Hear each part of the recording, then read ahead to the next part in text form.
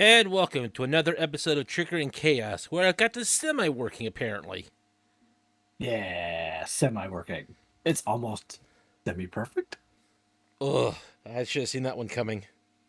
Oh, you do want me to waste the potential of that joke. I will smack you with this new t-shirt. Wait, t-shirt, that's a weird thing to smack a guy with. Eh. So, uh, please excuse any mishaps during this episode right now. My computer has been a bigger pain in the ass than usual. It might be possessed. I wouldn't doubt it. It's a pretty grim state your computer's in.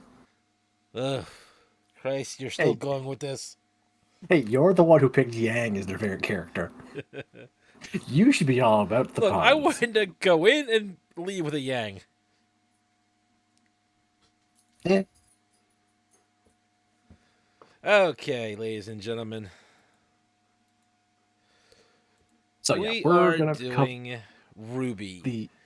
Now we're just gonna try and stick to the main web series, webisodes. We're not going So to cover I the have, mangas, the uh, video games, Ruby yeah, Chibi. We're not going to cover the anime, Ruby Queen, Ice Queendom is called? I forget. I think Is it it is Ice Queendom? Queendom, which I Which is gotta watch weird that. I because, heard that's actually pretty good. again, like everything with Ruby, the fans are split on at 50-50. But I just have one small nitpick. Mm-hmm.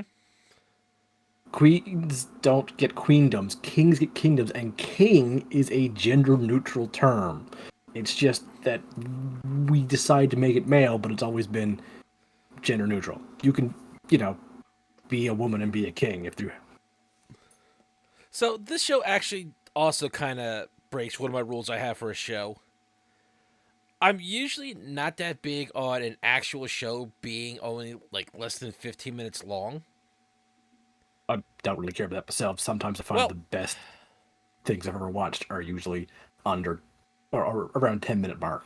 well, it just seems like anytime there is the two prime examples I have for that really kind of ruin the shows for me is Baby Titans That's not and a show that's vomit on your TV.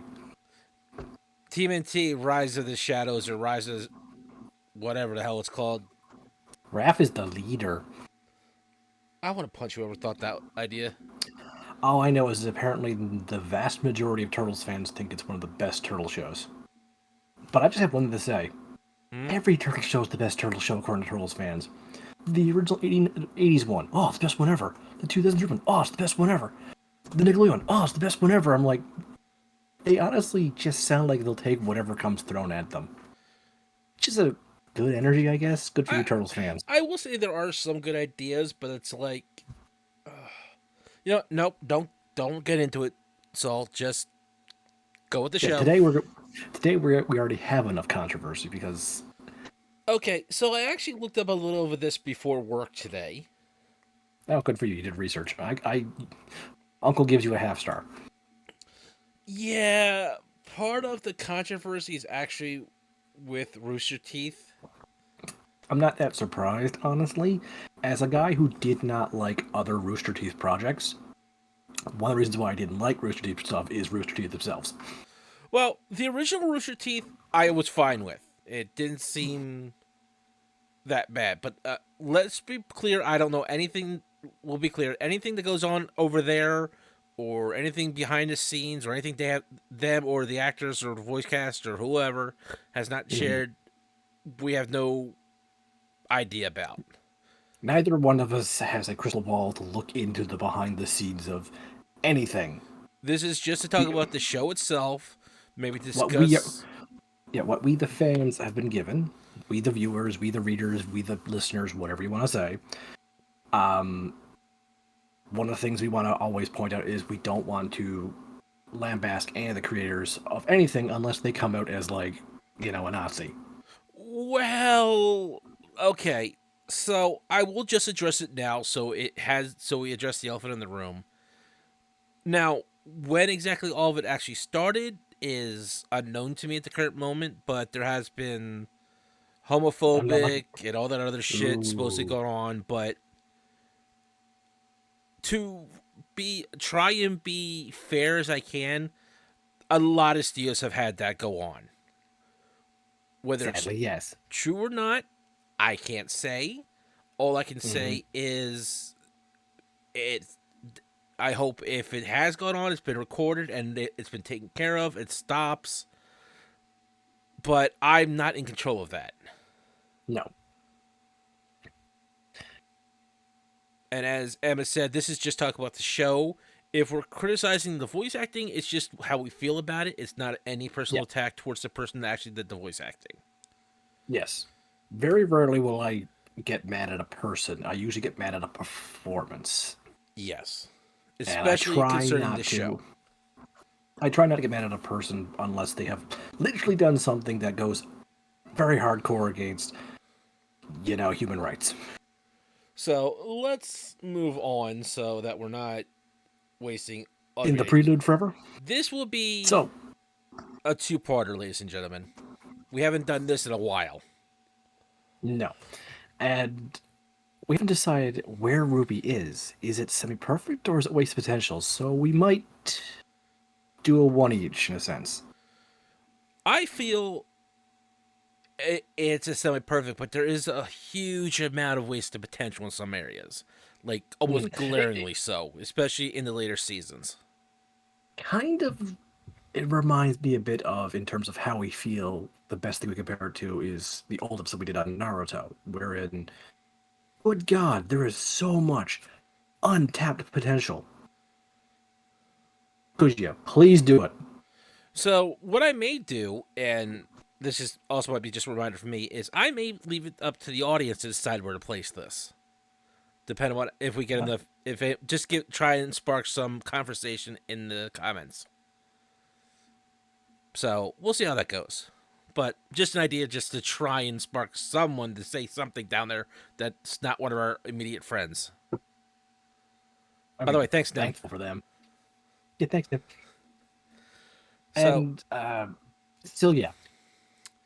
this project started by Monty Ohm that worked for Rooster Teeth. He did, I believe, was a editor for Rooster Teeth. I believe at the time, working on Red versus Mhm. Blue, if I recall correctly. Please don't lynch me for not remembering Yes. correctly.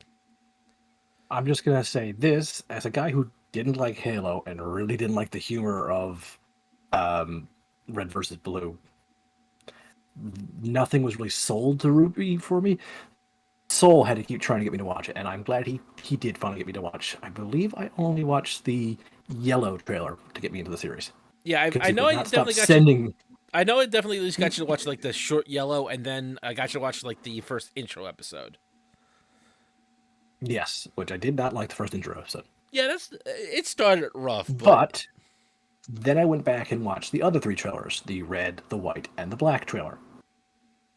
That did a better job than the first episode did. mm-hmm. Here's the thing: Monty Ohm was given permission that as long as his work was done, he could work on a side project.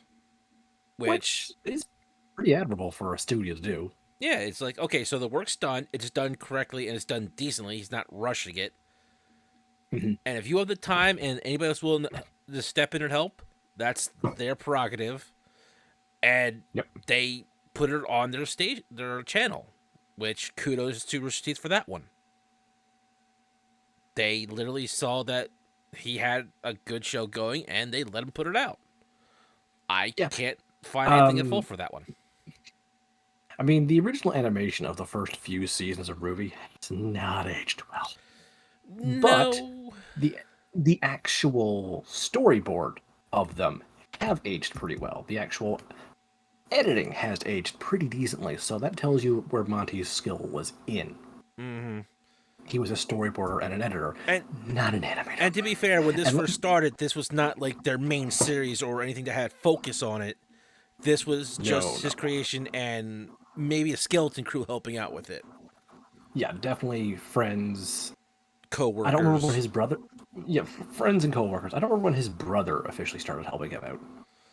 Unfortunately, I forget. I think it was somewhere in season 2. Don't quote me again because I forgot to look that Mhm. up. Yeah. Oh my goodness, I forgot that Ruby is now officially 10 years old. Monty Ohm unfortunately passed away. Hmm. This also led to some controversy about whether the show should continue or not. Yes. Now, Monty was the kind of person who left a lot of notes, apparently, from what we understand. Like, he had a few, 2 or 3 seasons at least, already storyboarded out. And for a lot of creative writers, that's not something they do. A lot of people don't realize this, but some shows are literally written by the seat of their pants. Ruby itself now is too, but it's just the way some writers are. They have ideas up here, but up in their head, and getting them down on paper is actually a lot harder. But once they start, they just don't stop until that well has been tapped. Yeah, and to be fair, at this point that he passed away, there's only so many notes that he could possibly have written before then. Yeah, So it's it's hard to pretty say clear that currently, unless someone specifically yeah, says how much of his notes are just still being used and what's being made up on the fly. and generally, I think we should accept that when the crew says that right now. Like, a revelation was happening in season 9 that they said was planned out back in season 1. They just took a season to get there. I think, okay, we should accept that was intended. The outcome was intended. How we got there was up to the studio and the creative staff. We'll discuss things like that in the second part. Part Yes, one or is going to be maybe discussing more the maybe characters themselves. yeah, maybe a little bit in this part, but mostly. All right, we need to say this right now. If you haven't watched Ruby and you're quite interested, spoilers.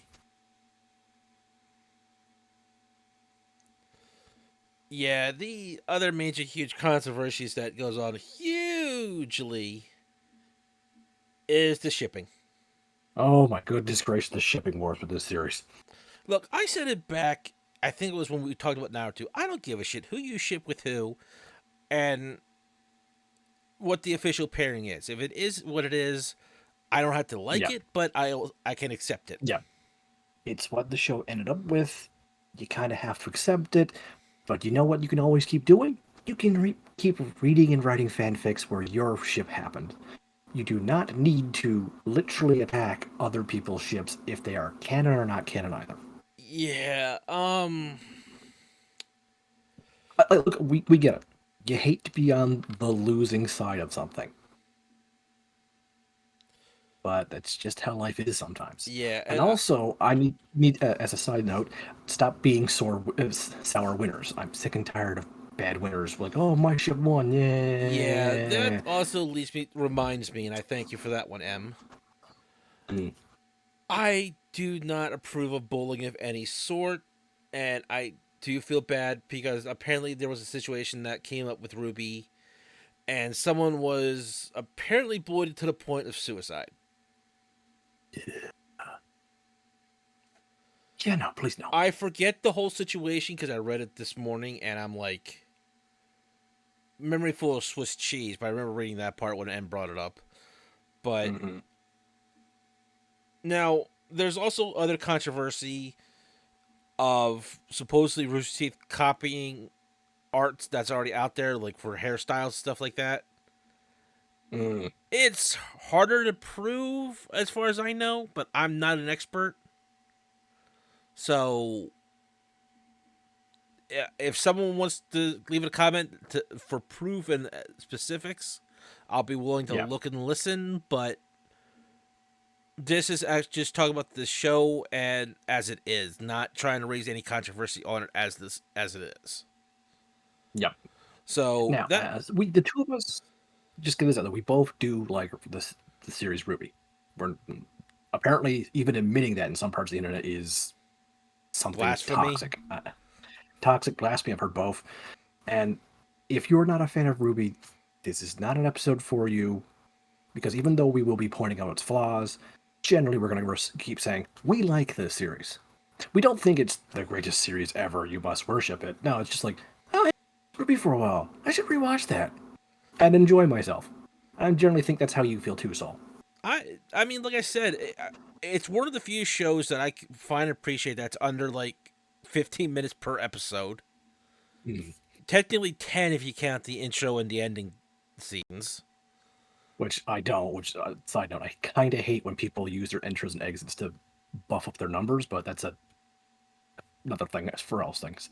I mean, the episodes kind of vary a little bit, and I can kind of understand why some scenes are just like it makes sense Mhm. to have it here, but it can't extend it too long without it making no sense. So it's kind of like the variance is only like a minute or two, so you don't really notice it that much.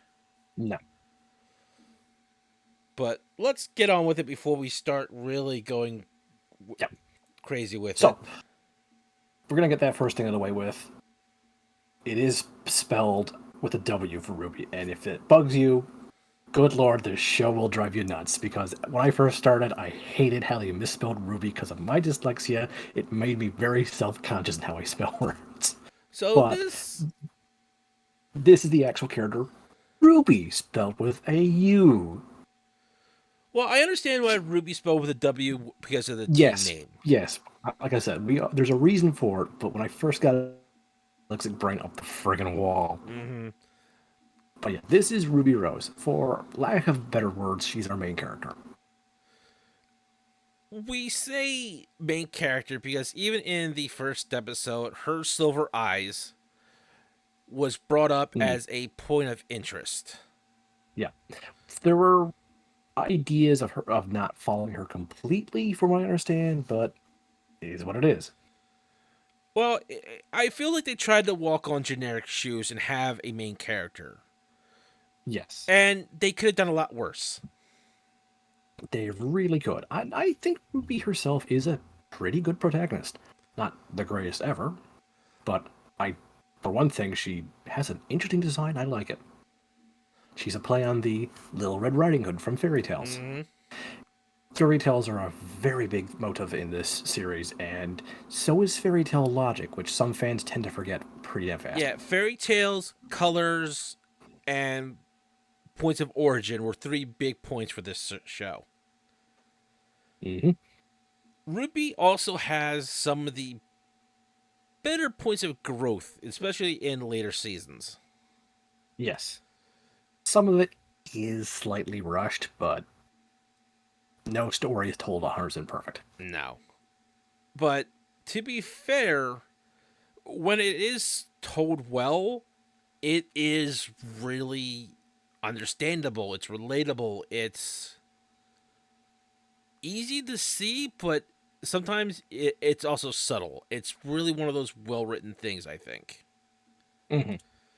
Especially in season 9, when after she's been trying so hard to be the upbeat, the positive, Yep. the hero of the story, and everything just seems to keep crumbling beneath her feet. And literally, some of it is due to her choices, her own guilt. Now, some people did complain that she recovered from that quickly, but again, fairy tale logic is used to. Plus, try not to spoil too much, but there was also, as Em said, the fairy tale explanation, and so you gotta feel like it's more long term than short term with that. With the previous 8 seasons back, or actually, I should say Mhm. technically 9 seasons backing her Well, up to this point. personally, I feel her development into that basic shock state she was in season 9 works. Mm-hmm. While I can understand fairy tale logic helping to get her out of it, I do feel it was a little bit rushed, but that's the nature of Ruby as a 10 episodes per season, pretty much, with 10 minutes per episode. Yes. And they do have a destination these characters be. I think what we got in season 9 might actually be my personal favorite season. To also argue that point, sometimes for people, it's not always a long, arduous journey. Some people have that short spur of the moment revelation, Mhm. and it works for them. So it's not completely out of a realm of possibility. Yeah. Like I said, I'm basically saying I understand why people are not happy with it. I personally would have liked a little bit more time with Ruby coping with depression. Everything. But I can understand why they're out of it. Mm-hmm. If it leads me to enjoying the next season again, like if season 10 is good, then I will forgive season 9 for the few flaws it has. That's basically the kind of viewer I am. If I'm enjoying the steps along the way, even if I can go, that plot hole is pretty big, but if I can enjoy the bridge they used to gap that plot hole, all right, I'll ignore the plot hole. You got me across fine. I will just come back when I'm reviewing things going, man, that hole was deep. If that makes any sense. It works. Again, it varies from person to person. So don't think you Yes. have to like something just because we said so. No, I mean, But the It, other thing that I really like about her is she she has is normal not. knees. What was that? She has normal knees. She is literally the best way I can put it is the almost try hard hero in a sense. Yeah, she's the spunky, we can save the day, energetic. She's got hope in her heart. Hmm. And it really doesn't feel like it's forced, it's just her character. Yeah, Because she she is grew just up probably hearing all sorts of great stories about how great of a hero her mom was from her dad, which we'll yeah, discuss when we get there. and other heroes. She doesn't just say she wants to be a huntress. We'll explain what huntress in a minute. Like her mom, she wants to be a huntress who saves people, like her mom. Hmm. That's the way she generally words it, meaning her mom is her hero, but, well, everyone who saves someone is a hero deserving of praise. Hmm. And she wants to embody that. She wants to be the girl in the fairy tale who rushes in to save someone. So And she is made leader of her team because of this energy. She's not the strongest of her team. She's not the fastest. She's definitely not always the smartest of her team. But when she's at her best, she can pick up her team. She can get them back up, dust them off, going, okay, we're going to do this mission. And that is what a leader is supposed to be. hmm. Her leading style reminds me a lot of Gen 1 Optimus Prime. And I think that's really good. I think I that's can how a see leader should that in a be. few spots. I can see the her being the cohesion of the group. Yeah, she's a bit too young to be Team Mom, like how Prime was Team Dad. But she's still bringing that kind of energy. She's the little sister of the team, but she's still able to raise them up. Yeah, I can easily see that. Yeah, I'm just thinking like if she does get to be a senior huntress, good God, she's gonna have that energy still, and that'll be friggin' amazing. So the other thing with her is that she really does, like I said, she embodies the try hard a little too much, and It that bites her in the ass multiple times. so many times, and that's one of the reasons why I actually like her. One of the things I don't like is when the never give up, never stop determining character rarely ever gets their life thrown back at them. Hello, Naruto. Yes, I know it does happen to him, but it feels very underplayed, where Ruby literally will take an entire season to go, I fucked up. The other thing is that even when she does fuck up, and she's easy to admit to it because She knows she's not the smartest. She knows she's not the wisest. she's also the first one willing to reach out her hand for help most of the time. Usually, yeah. She does have her points of stubbornness, but that's usually when it's anything personal with her. When it's Hmm. to help other people, she'll grab as many hands as she can get.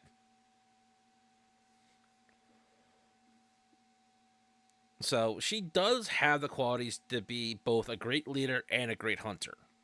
Hmm. Now, She also she also has one character trait that I actually wish they would bring back, and it stuck in my head because I started watching Ruby around the time, ironically, I started playing Metal Gear Solid 3 for the first time. She has Naked Snake's, oh my god, new weapon. Her little fangirl, and basically Snake's innate knowledge of weapons. It was adorable to me, and it stuck with me because a lot of times when a girl is the leader of is the main character of a show, they're more about positivity, but Ruby literally is giddy over weapons, and she's a weapon enthusiast. it's not a trait you often see with female characters, especially around that time. It made her very standoutish to me in a very good way. So, you remember I brought up the eyes earlier. Hmm. If I remember correctly, Monty Olam also liked to saying that the eyes are the windows to the soul. It's an oldie, but a very good saying. And one of the things that started the, like I said in the first episode, was talking about her silver eyes. So, in this world, everyone has both an aura and a semblance. Aura is a natural energy around yourself. You can use it to protect yourself, in a sense, from harm. Think of it like an invisible barrier around your body, It for lack is of better. limited. You can. It only has so much strength. big. If you get hit with a bigger number than your barrier, you take the damage. Yeah, so, and that got hand waved a lot of times, and Yeah. it's really not much of a talking point anymore. Mhm. Now, a semblance is your unique quirk, your mutant factor, your power you have innately. It's your superpower. Everyone has one, but not everyone can access it because it needs to be either trained or it's just not something you ever would discover. Ruby's allows her to kind of wrap her scarf around herself and go really, really fast. Yeah, she turns herself into like her cape wraps around herself. She becomes like this swirling, almost like a rose pattern, and zooms. She literally learns how to carry people in it, which other characters find it very sickening to get a ride in that, which I found hilarious. But whenever she does this, there are rose petals that surround her because Ruby Rose, and I thought that was kind of cute. Mm-hmm. It's a very useful ability. It's just super speed that also has limited flight, I want to say. It kind of makes me think kind of like a bullet projectile, where She's turning herself into a bullet, only she can curve herself. But it yeah. seems like she can't, like, on a dime turn. She has to, like, curve around things, which in later seasons, they do animate that pretty well, in my opinion. Mm-hmm. So she, as a team leader, like we said, brings the team together. Um, she one of the things I did like about this show is the weapons. As we brought up, she's a weapon enthusiast, Hmm. which is fitting because she has one of the most memorable weapons. Yep, she has one called Crescent Rose, and every weapon has a name. I think even the ones that are just normal ass everyday weapons have a name.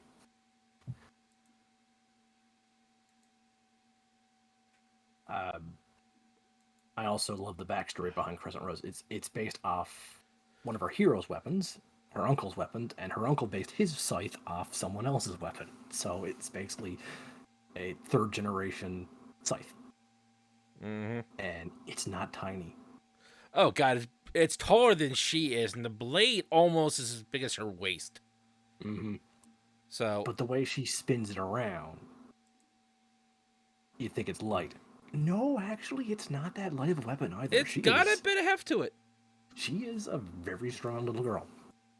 Well, a very strong little teen, and it also can turn into a sniper rifle.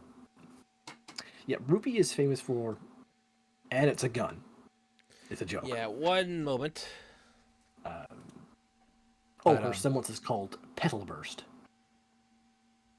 Yeah, the semblances have names too, but the semblances are not as memorable names as the weapons are. Like Crescent Rose, which I thought that was a. I think that Crescent Rose is a pretty good name for a weapon. Even if you didn't find out it's a bloody scythe bigger than she is. yeah. So just having a slight hiccup with my computer apparently. So, but Ruby's weapon, among other things, is that as Em said, everyone has their own weapon. Mm. If they are someone in combat, obviously, like not everyone literally has a weapon. I wouldn't be surprised if everyone did have a weapon. I would be. Because it seems to be among, like we said, everyone has their own semblance. Everybody has their own personal weapon. Yeah, but if you don't want to fight, you don't need a weapon.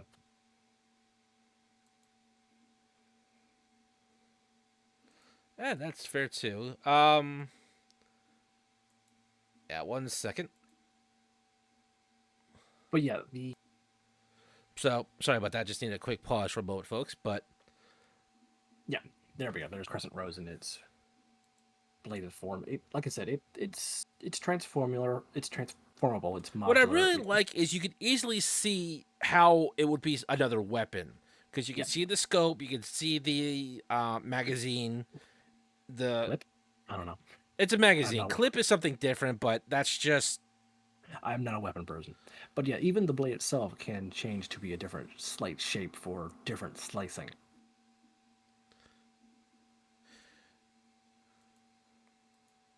so. It's just the way that a lot of the weapons you can see how they could bend or reshape themselves to be a different weapon. Is what one of the things I really like about this show. Hmm. Now there are some weapons that are like, there's no way in hell that should do that.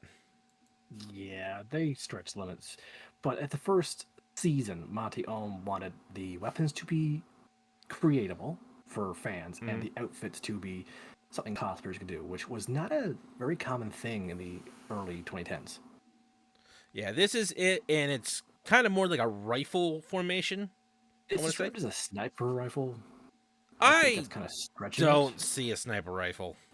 Me either. The barrel's not quite long enough, and it doesn't have a good base in order to actually plant it down. I mean, I see more of like a rifle or. Yeah. No, I'm not saying she can't like shoot well with it, but I mean, rifles are still highly accurate, especially with one round bursts. So, mhm. but She does. when you first see it in episode one, it's a sniper rifle. Yeah. She also can still fire bullets out while she's in scythe mode, which she actually uses to propel herself forward. Mm-hmm. Like if she wasn't going fast enough, must go faster, must go She's faster, also must go used it faster. when the blade was hooked onto something around something. She used the recoil from the shot to actually force the blade through. Yep. Pretty clever. Mm-hmm. And I do like how it actually every time she fires, she has to manually reload. Which, I'm not a gun person, but even I know that's a satisfying sound. Again, I do play a lot of snipers in games. Okay. So sorry about that, folks. Slight hiccup. We got things sorted out again. Mm-hmm. So as we were saying, all the weapons are pretty much transferable. Some simple, some more. What in the world are you thinking with this thing? Mm-hmm. So Ruby's is somewhat direct, but also multi-usable. So it kind of suits her Yes. very well. Yep. Now we'll move on to our next character, my personal Who I favorite. can't see because Soul hasn't shared the stream with me, but that's okay. If that Oop. makes this computer easier, do not share with me. Just, I won't be able to hint who it is. I think I know who it is, but I Well, mean, let me see if I can fix that real quick. like I said, so if this makes it easier for computer, you don't need to send to me. It's Good. Yang. Oh, okay. All right. Throwing out the order of the letters. Got it. I just want to keep you on your toes. You just want to show favoritism. Damn right. This is actually Ruby's older half sister. They Yeah. have the same father. Yang Xiaolong.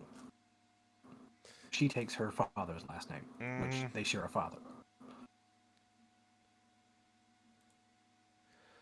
She is very tomboyish and is one of the more hands-on fighters in the show. Literally, her response to things is to punch it. Uh-huh. Her semblance matches her for that very well. Mm-hmm. She takes kinetic force and pretty much turns it right back at the person hitting her. Yeah, her summons referred to as burn, which you hit her, she absorbs it, she knocks it right back at you. Mm-hmm. Now, this doesn't protect her from damage. It's just God, no. yeah, if you hit her and do 1 damage, she'll hit you and do your 1 plus her own pretty substantial damage.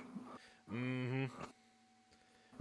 This was her major flaw at the beginning of the show. She was very confrontational, for lack of a better Yep. word. Now, she, because her weapon is to punch, her gauntlets are her guns, which can do short range or decent range projectile damage. It's kind of like she fires at fireworks, is how I always looked at it. It's actually supposed to be more like a shotgun. Yes, but the animation always made me think of fireworks. Well, I think it's because she's using what is referred to as red dust. Dust is kind of. We'll talk about that in the next episode because that ties in more with the world itself too. But think of it as like magic powder, essentially. Yeah. Her weapon is called Amber Celia. I think that's how you pronounce it. I think it's silica, but I could be wrong on that one too. I could be wrong too. However, as I don't know what image Soul has used, Yang gets disarmed at one point. Yeah, the image I have for Yang, it shows her no more on her robotic arm in the current setup. Yeah. Yeah, she is now using a prosthetic cyborg arm, which has the Ember silica built into it. Mm-hmm. I'm also showing a close up of her one remaining silica, which shows where the muzzle is for the shotgun. Yeah, it can collapse to be smaller, which maybe a little bit too small, collapsing. You can at least see where it's supposed to collapse in on itself, so I will give credit for that. But Yes. there's only so much matter can unfold in on itself. Yeah. Without Megatron's mass shifting. Yeah. But credit where credit's due, once she gets over the whole having her arm lopped off and getting used to her new arm, she does not hide it. Yeah, this is another look at her other arm, her robotic one. Yeah, it started off with just plain silver, but she Spray spray painted. paints it. I don't know why I couldn't say that for some reason. She colors it yellow like her god. For some Her reason, I thought you were gauntlet. going to say she spaded her arm. Like, wait, what? Sorry, I don't know why I got tongue tied just then. But anyway, she makes it her own and even starts making jokes about it. Yeah, this is the part of the journey I really liked, because some shows would have had her go, oh, I'm just fine without it. I'll be so much better without it, blah, blah, blah. I'm like, bullshit. I mean, you can try it, but I like how she didn't want it at first either, because it was a symbol of a defeat she had. Mm-hmm. But But, she grows to use it, and it becomes part of her. yep. So, And they don't really hide it, and there's a few jokes about her being disarmed here and there, and a few jokes she makes about it, and a few awkward situations where she has her arm disattached for maintenance purposes. I love And when she fires off the, because it's got a rocket arm feature, which is yeah, arm wrestling with another character. yep, She could literally pull a solid snake and punch herself in the back of the head. yep. As Yang is Ruby's older sister, she is protective of her. She also tries to encourage Ruby to kind of come out of her shell at some points as well. Yeah, she is one of the few people to boost Ruby up when she is down. Mm-hmm. She's even admitted it that she's in it more for the thrill, but if she can help people along the way, so much the better. Yeah, there's a 2-year gap between the two of them, but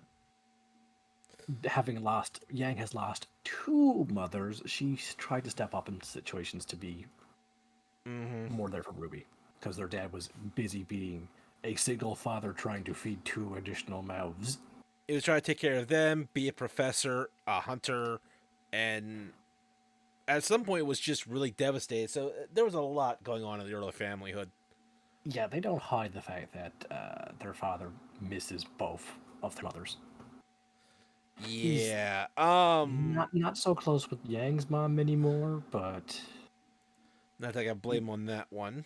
yeah, you don't lose 2 wives without having some hiccups and then being left with 2 daughters to take care of. Like, when we get to their father, I have some praise for the guy. But anyway, Yang herself is. Well, at times she comes across a little bit as the bimbo of the group. She's the stereotypical Blonde. blonde. She's the, to quote Sailor Jupiter, has the most talent of the team. Yeah, and she's not afraid to use her looks to get what she wants sometimes. Not like that way, but she knows she's good looking. Yep. She ain't gonna hide it. Also, don't touch the hair. Yeah, do not cut it. No. And she's based off the fairy tale Goldilocks. Just another reason not to touch the hair. Yeah. So the funny thing is, there's always been a bit of questioning whether the 4 intro trailers, red, black, yellow, and white, were canon stories. Mm-hmm. Hers is actually canon. We know red is canon as well. Okay, I was not position on that, but I know yellow is canon. Yes. Which, there was a behind-the-scenes joke with Yellow where she shows a photo of someone to somebody, and it was later been retroactively made into her mother, her actual blood mother. Mm-hmm. She was wondering where she was. I forget what the original photo was that got transformed from, but It was some I Rooster real Teeth inner joke, if I remember right. personally, for me, it would have been KOJ. That's a G Gundam reference. If you know it, you know it. Mm. So now, if my computer will cooperate in just a second, hopefully she will load. If we have to pause every single time between every single one of these girls, I think I might go crazy.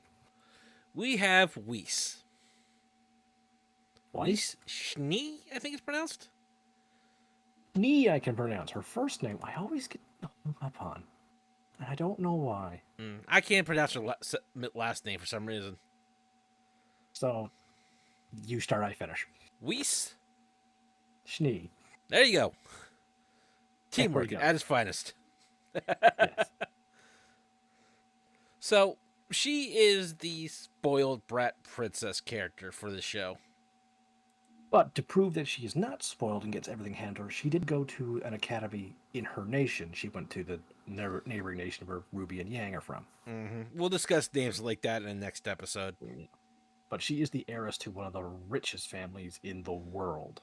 The Schnee Company, I forget. The Schnee Dust Company. Yeah. They pretty much sell magic powder, essentially. Yeah. They mine the fuel for weapons and the technology of the world. They have a monopoly on dust, in a sense, making them super rich. But she also comes from a long line of heroic hunters as well. Correct. So she embodies the family's original idea of noblesse oblige. She is a noble, she must serve the people. Now, she can be a bit stuck up and think she's always right. And yeah. She also expected to be her team's leader. So she does have a bit of a silver spoon in her mouth, especially when she first loses access to her credit cards. Mm-hmm. She's also very much thinks she, because of her private tutoring, she is the smartest of the team. She is pretty book smart, but she is the lowest street smarts. She's not terrible. It's never played off like a joke for that part. No, like she's not naive. Like she doesn't come with the lack of street smarts and naivete. No, she is aware, but she just doesn't really get some things that are out there. Yeah, like her response is, "You actually eat that, or you actually do that." The very, stuck up way. She actually has my least favorite weapon, but it's only because I am not big into rapiers. I like rapiers, but I'm fine with them. They're just not my preferred choice. I mean, I know they are a deadly weapon. I'm not denouncing the rapier. Don't get the wrong idea here, please. Yeah. It's just you're from the school of dramatic katana draws. Damn right. Yeah. Mikers, I cannot pronounce her weapon. I'm not even going to try. Okay, basically it's a rapier with a revolving chamber. Yeah. It's basically a pistol revolver with a blade on it rather than a barrel. Only rather than firing actual bullets, she fires concentrated dust because her family is just so friggin' loaded with the stuff that she can fire it like it's regular ammo. And she uses it to really great effect because she kind of makes it a solid glyph that has different properties. She pimp has it with dust. A much rarer situation with her semblance where it's pretty much a genetic semblance. It's almost everyone in her family who has semblances has the same one as her. Yeah, it's semblances kind of work either you inherit it down the line or you're a spontaneous emergence of one. Her semblance is literally called glyphs. It lets her create a circle in the air in front of her with a snowflake pattern, and from that circle she later learns to summon weapons or a full-on knight to fight for her.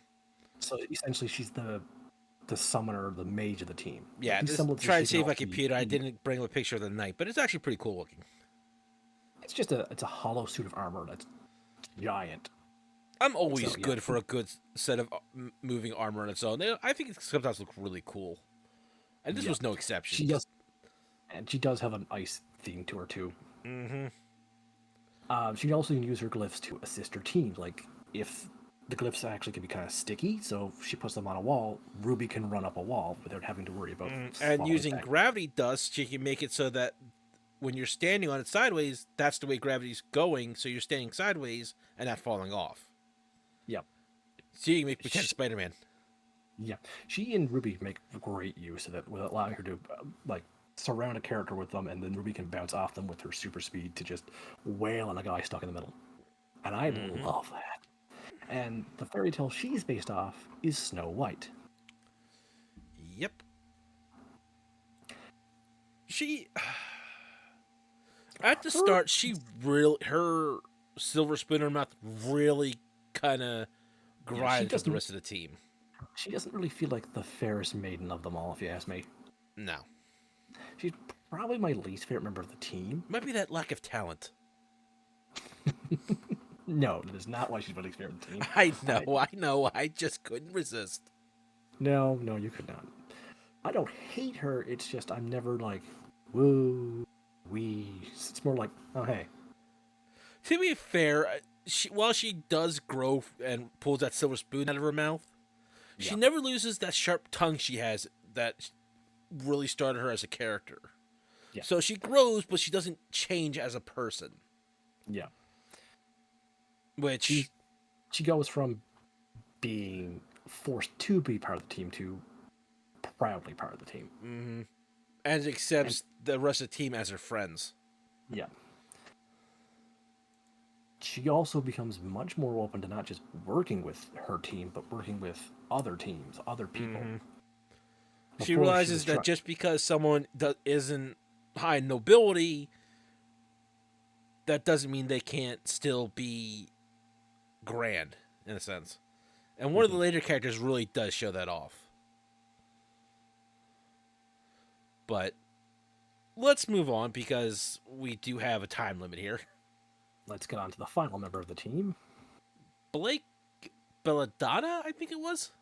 Yes, that is. Her last name is a reference to an actual poison. Okay. I believe that's where that name comes from. Nightshade, I believe, is the actual most common version of Belladonna. Okay. Mm-hmm. I remember it began with a B and ended with Donna, but I couldn't remember if it was actually Bella. It's Belladonna. I'm trying to now remember if Belladonna is Nightshade. But she is what is referred to in this world as a faunus, which is technically just a beast person, really. Yeah, they have one animal trait. Like, you might have a tail, or in her case, she has not only human ears, she has cat ears. Which really feels weird to me. I They also move and react. She tried to hide them in a bow, which I don't understand how that worked. magic. Yeah. I But mean, yeah, it's not the weirdest thing we've seen in the show. Let's be honest. however, I think hers is the most clever fairy tale. She's based off Beauty and the Beast, being both the Beauty and the Beast in a sense. Mm-hmm. And that's a big thing about her character is in this universe there is prejudice against the faunus. They are seen as lesser than human beast men. Even though technically they're better than humans, but Yeah, generally they can use these additional animal parts for traits associated with the animal. Like if you have a chameleon's horn, you have a chameleon's complete ability to turn invisible. It's not a chameleon. no, that's not how that works. But again, magic, dust, whatever. But she's actually got what I think is the most complicated weapon in this show so far.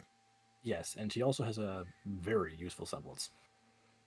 But her weapon is a gamble shroud. Now, this may look simple. Granted, it kind of does when it's sheathed and just being held by the handle. Mm-hmm. And it kind of looks kind of like a katana when it's unsheathed. But you can see there in that picture there, you can see the trigger and where it kind of looks like where the pistol is. Mm-hmm. Kind of looks like they just slapped a sword on top of a pistol. Not even a very clever way. No, I mean But from the recoil, you're at risk of cutting yourself technically. yep. And then it transforms, and you're even more likely to stab yourself with recoil. Into a kind of sight thing with the blade going back towards you. Yep. You I know,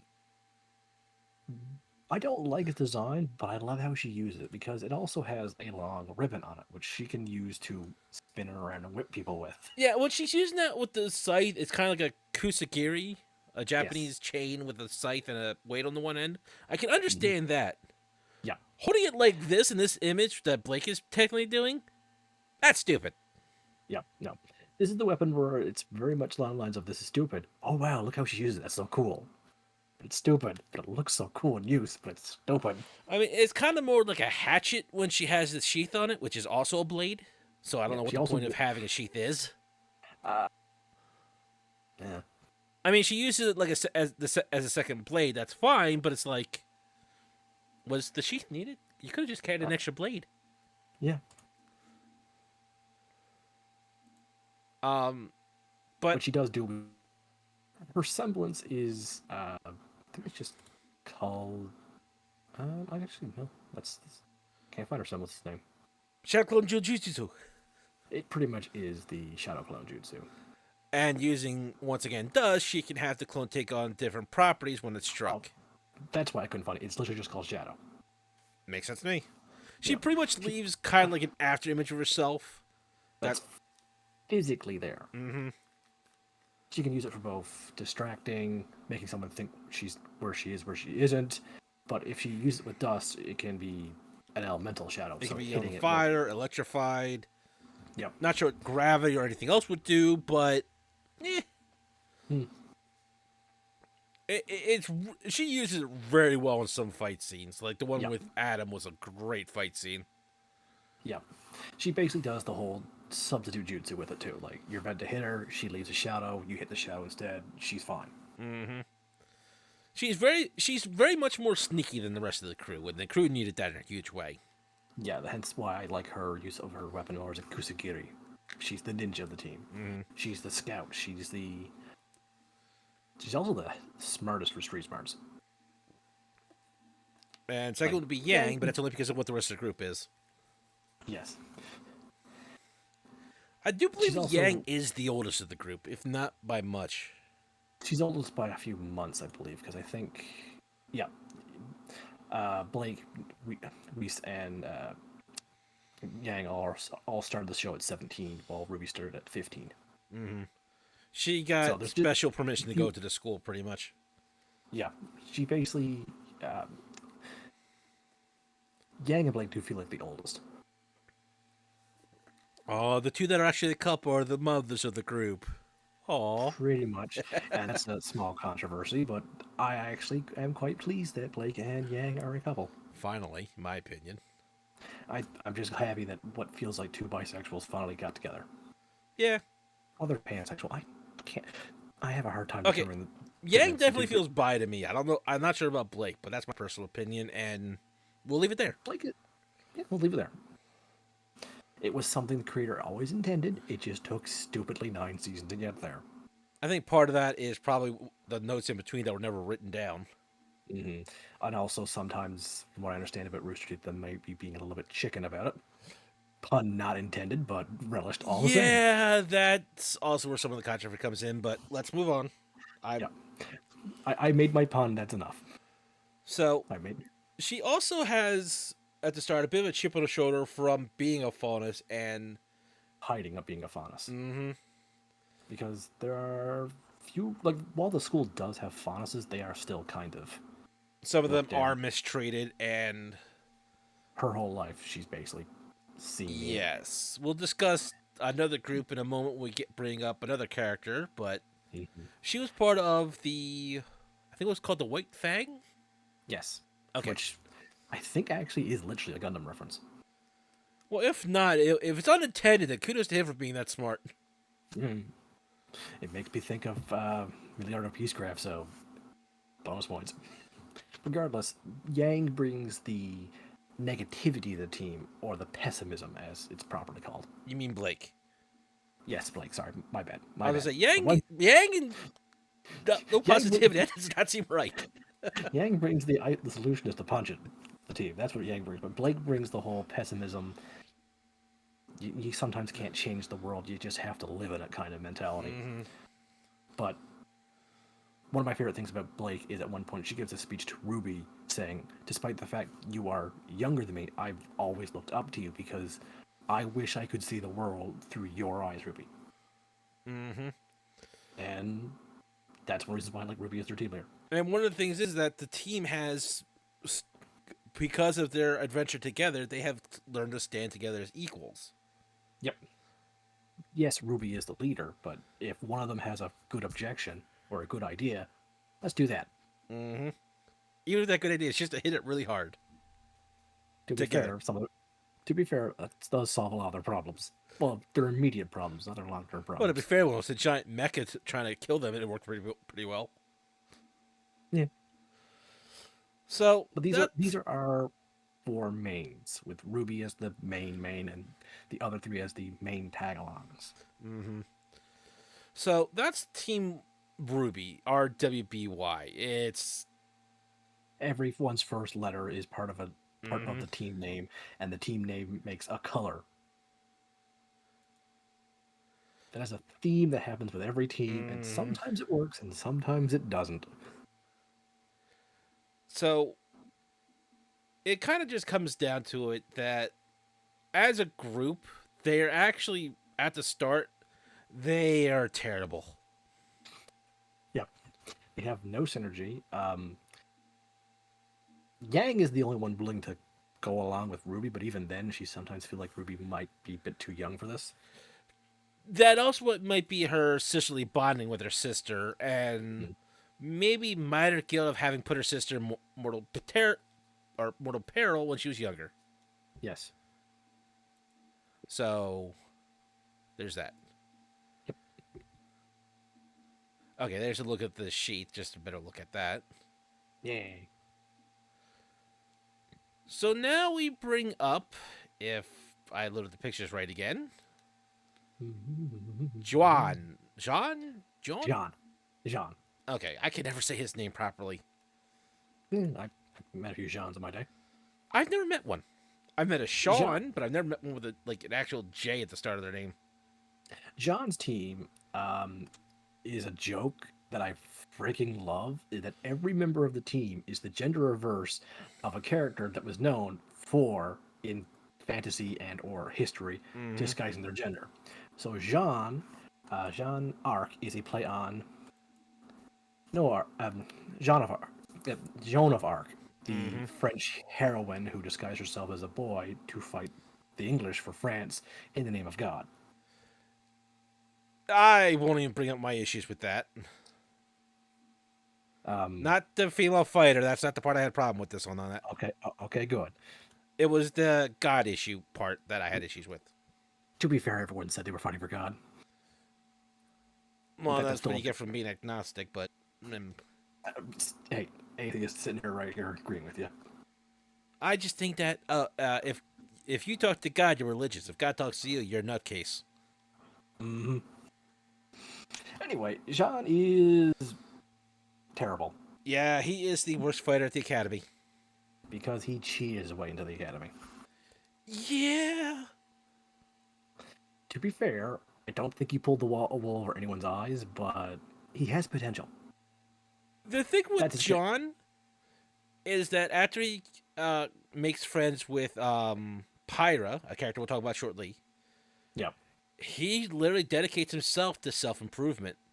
Mm-hmm. He literally spends his time trying to improve himself when he's not trying to hit on Whis. He's also absolutely terrible at improving himself. Yeah, but he worked hard at it. He literally...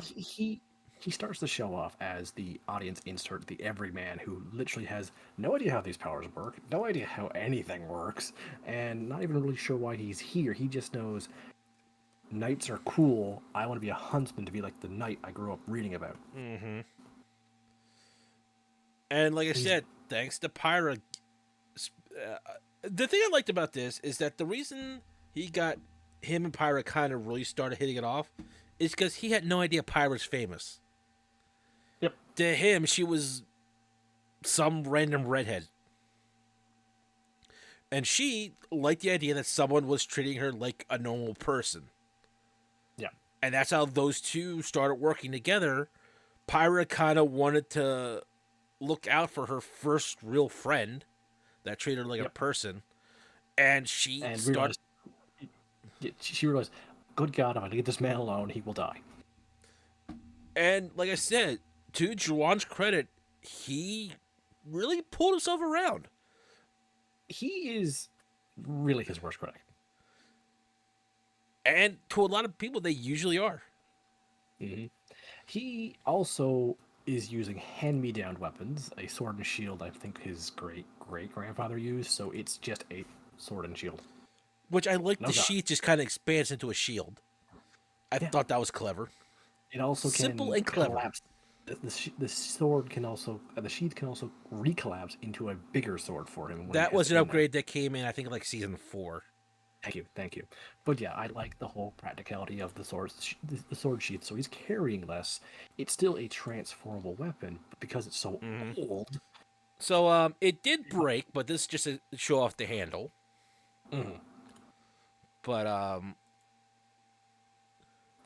I'm trying to think when exactly it was worked on to make a bigger blade, kind of like a broadsword. But this is just the blade itself when it's not broken. Mhm. Um, Little side note. I'll bring it up now because we're at season like 9 right now, and this happened like season 2, I think it was.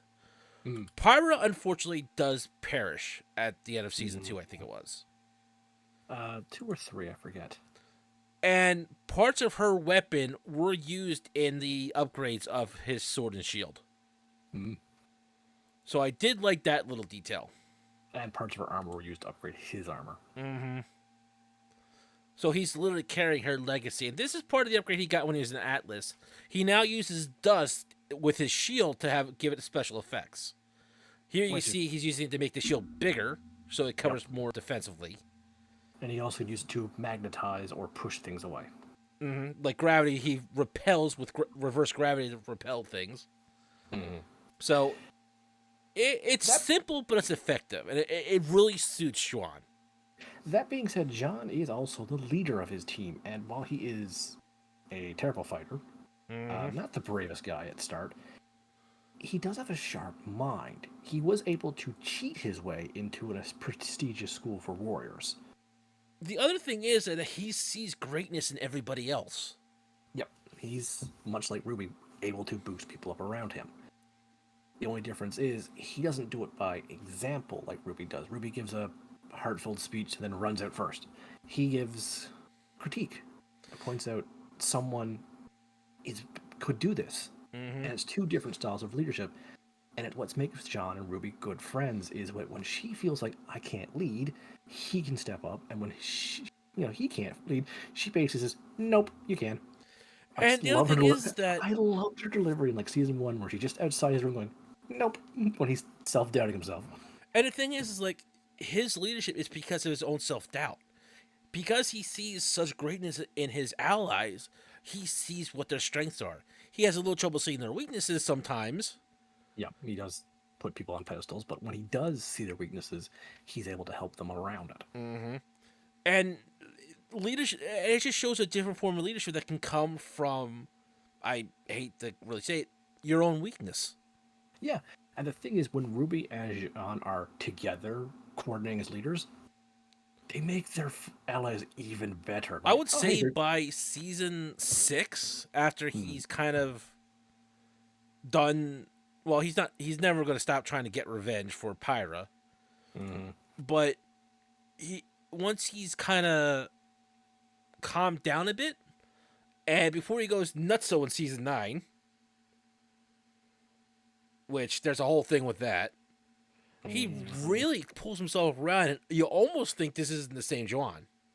yeah, Like you see the some of the self doubt he has, but he's able to push past it on his own sometimes without the need of someone there to constantly remind him that yes, you can do this. yep. But He also takes the longest to learn what his semblance is, which I is forget what his semblance even is. his semblance is called Aura Amp. Because I remember he can kind of heal with it, but that's about all I remember. That's what he does. He basically touches someone and gives them part of his aura, his energy, to not only boost their defenses but to encourage healing. He's basically he's the white mage. A paladin white mage. Perfect. It works. So his other teammate is... I guess, who do you have next? Oh, God, the redhead. I can't think of her name at the second. Do you mean the pink hair or the red one with the hair? hammer. Nora. Nora. I knew it was Ed. I was going to say Nova. Nora is a playoff Thor. Mm-hmm. Because Thor famously once dressed as a goddess to be married to get his hammer back, and as soon as he got his hammer back, off came his disguise, and down goes the ice giant. Along with the hammer. Yes, and that's one of the reasons why Nora has a hammer.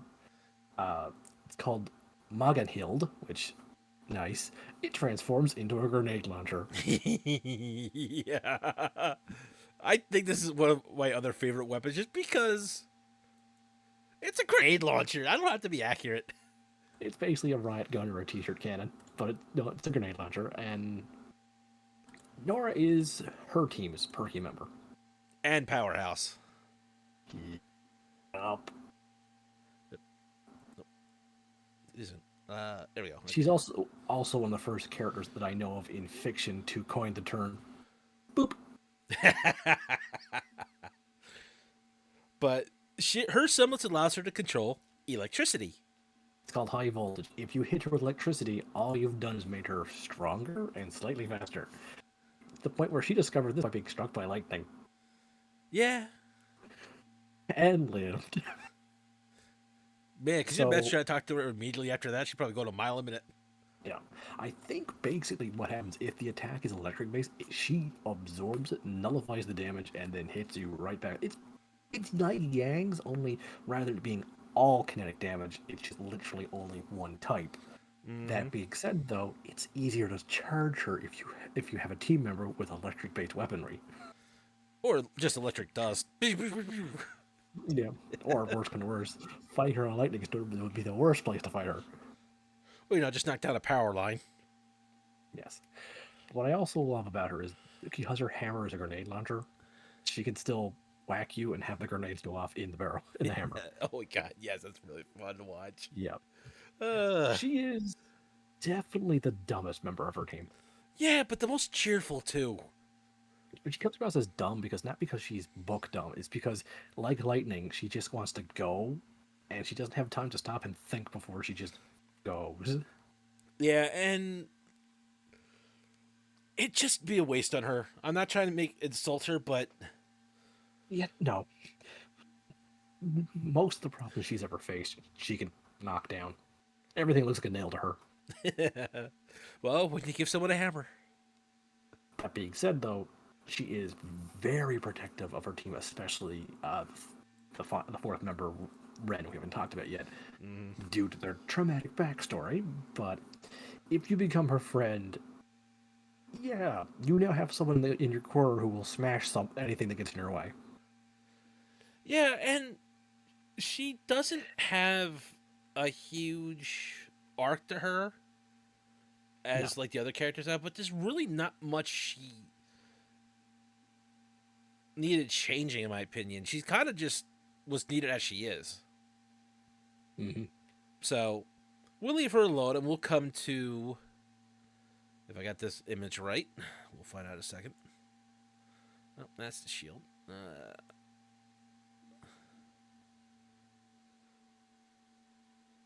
Ren.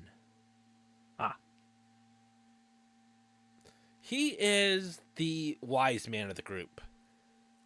Yep. And also the martial arts expert on that team. He was also originally voiced by Monty Ohm. But this is technically Monty Ohm's insert character. Yep. Apparently Monty Ohm designed this character years ago. You do you. I think Ren is an interesting character. I like his really simple weapons. Yeah, he's now voiced by Monty Ohm's actual brother, so that's a nice way to keep it in the family. He uses twin pistols, which have a blade in the front, which is where you should put the blade. Yes. Because it'll cut with the recoil. And he doesn't really need to do any transforming his weapons. No, the blade just compacts out, and that's it. That's all he Yep. needs. He also carries around for a while just a standard regular dagger as a backup weapon. But Ren is basically the most practical member of all the teams. He's also the softest spoken, rarely speaks, usually only speaks when he feels the need to or when Nora drags him somewhere and he's basically like, where are we going now? yep, and there's an image of the blade being compact into itself, where you can see how it would fold in. Yep. But Ren, like I said, Ren is kind of the philosophical guy of the group. Yep. He's usually soft-spoken, calm, collected. Very few times does this man lose his temper. Yes. In fact, his semblance is about controlling emotions. Yeah, what was his semblance? I forget the actual name of it now. Because that one I do Tranquility is what not. it's called. I do not. It's called Remember. Tranquility. Ah, It basically allows him to mask negative emotions, ah. which, considering some creatures they fight sense negative emotions, he can basically make himself invisible or people around him invisible. It's apparently not an easy ability to use, but damn powerful for stealth for against monsters. Yeah. And he is based off Mulan, who, if you've never watched the Disney movie, only watch the cartoon one, please. That one still pretty well holds up. But yeah, Mulan, she was a daughter, disguised herself as a boy, so her father didn't have to go to war. She would go in his place, and was later discovered to yada yada yada yada. And I just think he looks good in green. Yeah. He also has one of my all-time favorite jokes in the entire franchise. That's just a visual joke. Oh, what's that? While cooking for his team, he put on an apron, a bright pink apron that reads, "Please do nothing to the cook." As an asexual, I can appreciate that joke. Yeah. He, he and Nora are childhood friends and pretty much a couple. Mm-hmm. But it always comes across as he's just romantically interested in her, but that's not an important thing to him. Yeah, that's. There's a time and place for it, and not now. Yeah, it's kind of questionable whether that's going to be a sibling thing or they're actually going to get together. I think basically they are together. Only he is asexual, but not aromantic. He's romantic. He's just not attracted Yeah. to the whole hoo-ha. Which I don't know. I can relate to that. Which I brings wonder us to why. the last member of their team, Pyra. Mm-hmm. So, like I said before, Or it's usually pronounced as Pyrrha. Pyra, I'm sorry. Yeah, it's But more. Yeah, she is she. actually my second favorite character of the show. Mm-hmm. She is based off of. What is it? Achilles? I'm pretty sure it's Achilles. She's based off. Pretty sure it's Achilles as well, because it's not Leonidas. No. Um, But basically, if you know, yeah, it is Achilles because if you know the most famous story about Achilles, yeah, death was pretty foreshadowed. but she's kind of the famous student of the academy. She was always going to get into one of these prestigious hunting schools. It was just a matter of which one she wanted to go to. Yep. She was already doing sponsorship deals. Was already On a cereal everyone, box. Yep. Everyone expected her to be the best hunter of her generation. Mm-hmm. So the entire world was basically expecting her to just win. Yeah. Yeah, she is the one probably with the heaviest burden of expectation placed on her. She does her best to hold her head up and inspire others. But She she's also it, was excited not to be made team leader, mm-hmm. which everyone around her expected her to be upset or was upset for her, and she's just in the background like, oh, thank God I can just be normal for 5 minutes. I think she also appreciated that it was Juan made team leader, because I think Yeah. she has. I think because she has a huge work ethic herself, Mm-hmm. she kind of respected the work ethic Juan has after she took him under her tutelage. Hmm. And she saw that he really was trying. He was giving it 110%. And unfortunately, her semblance kind of did bite her in the ass on that one.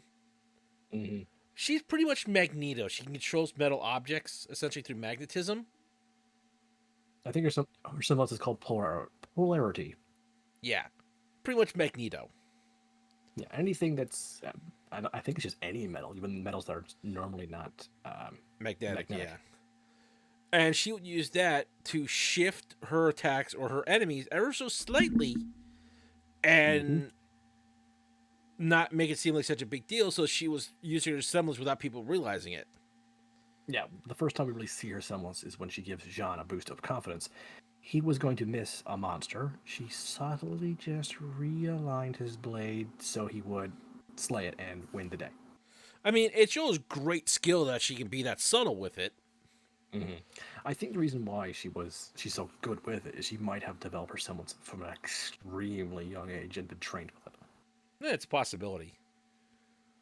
I But don't really remember. She her also has weapons are one of a sword. the more transportable because it goes from a spear to, I think it's what's called a xiphos, one-handed sword, Mm-hmm. which the picture is just loading now. It pretty much just Also, collapses the long handle of the spear, pretty much. also can flip out and become a rifle. That looks like a proper hunting rifle. And she carries a shield, which she is one of the few people who can get away with throwing her shield as a weapon because she literally can magnetically bring it back to her. Mm-hmm. And it's one of those classic roaming sword or shields that kind Yeah, of has that sides cut out for whatever reason. I think actually so she can like use it to line up her shots with her rifle mode. Yeah, possibly. I'm just saying. I think it's because you use a bow with it. Maybe I forget. There's a reason why they did that, other than just lowering the weight of the shield. But I don't know. It just never struck me as a good idea. But she uses Regard. her because of her polarity ability. She uses her weapons to great effect. Mm-hmm. The issue is on a non-metal opponent, she can only affect her own equipment, which is Granted, kind of where it bites her in the ass in that one. she does it pretty well. Like I said, she was one of the few people who can throw a shield as a weapon because she, she can bring it back. Like her magnesis is not like I turn on magnetism for everything. No, it's like that one thing to me. Mm-hmm. Whereas I always have problems with uh, tech being used for that because that. I'm sorry, that's my problem with Captain America's whole lot is getting people over later.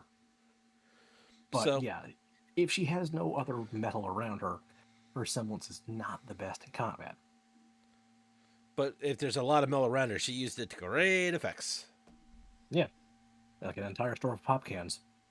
But But unfortunately, either at the end of season 2 or 3, we're not 100% sure off the top of our heads. I want to say three. She is unfortunately killed, Mm-hmm. and that's it. She's brought up in memory, but she's gone. She's dead, Mm-hmm. and she was kind of one. I hate to say, but probably the best choice for an early character death. Yeah. Again, making her based off Achilles is just chef's kiss of if you know your Greek lore, you know your Greek lore. Because Because just okay, Achilles was a great hero, but his most famous story that survived to modern day is how he died in Troy. but she pretty much had the entire world put on her shoulders, and because of that, she made choices that she may not have fully agreed with. Yeah, she had a very unique idea of destiny, which destiny is whatever falls in your lap. It's my destiny to do this fight because it's here now. Which I found And her talk about destiny to Jean and Jean's response with his talk of destiny to her really actually great character writing, but also giant waving of red flags. not to mention that because she was being so vague about it, because she had to keep certain things a secret, Juwan kind of put his foot in his mouth sometimes with a lot with this. Mm-hmm.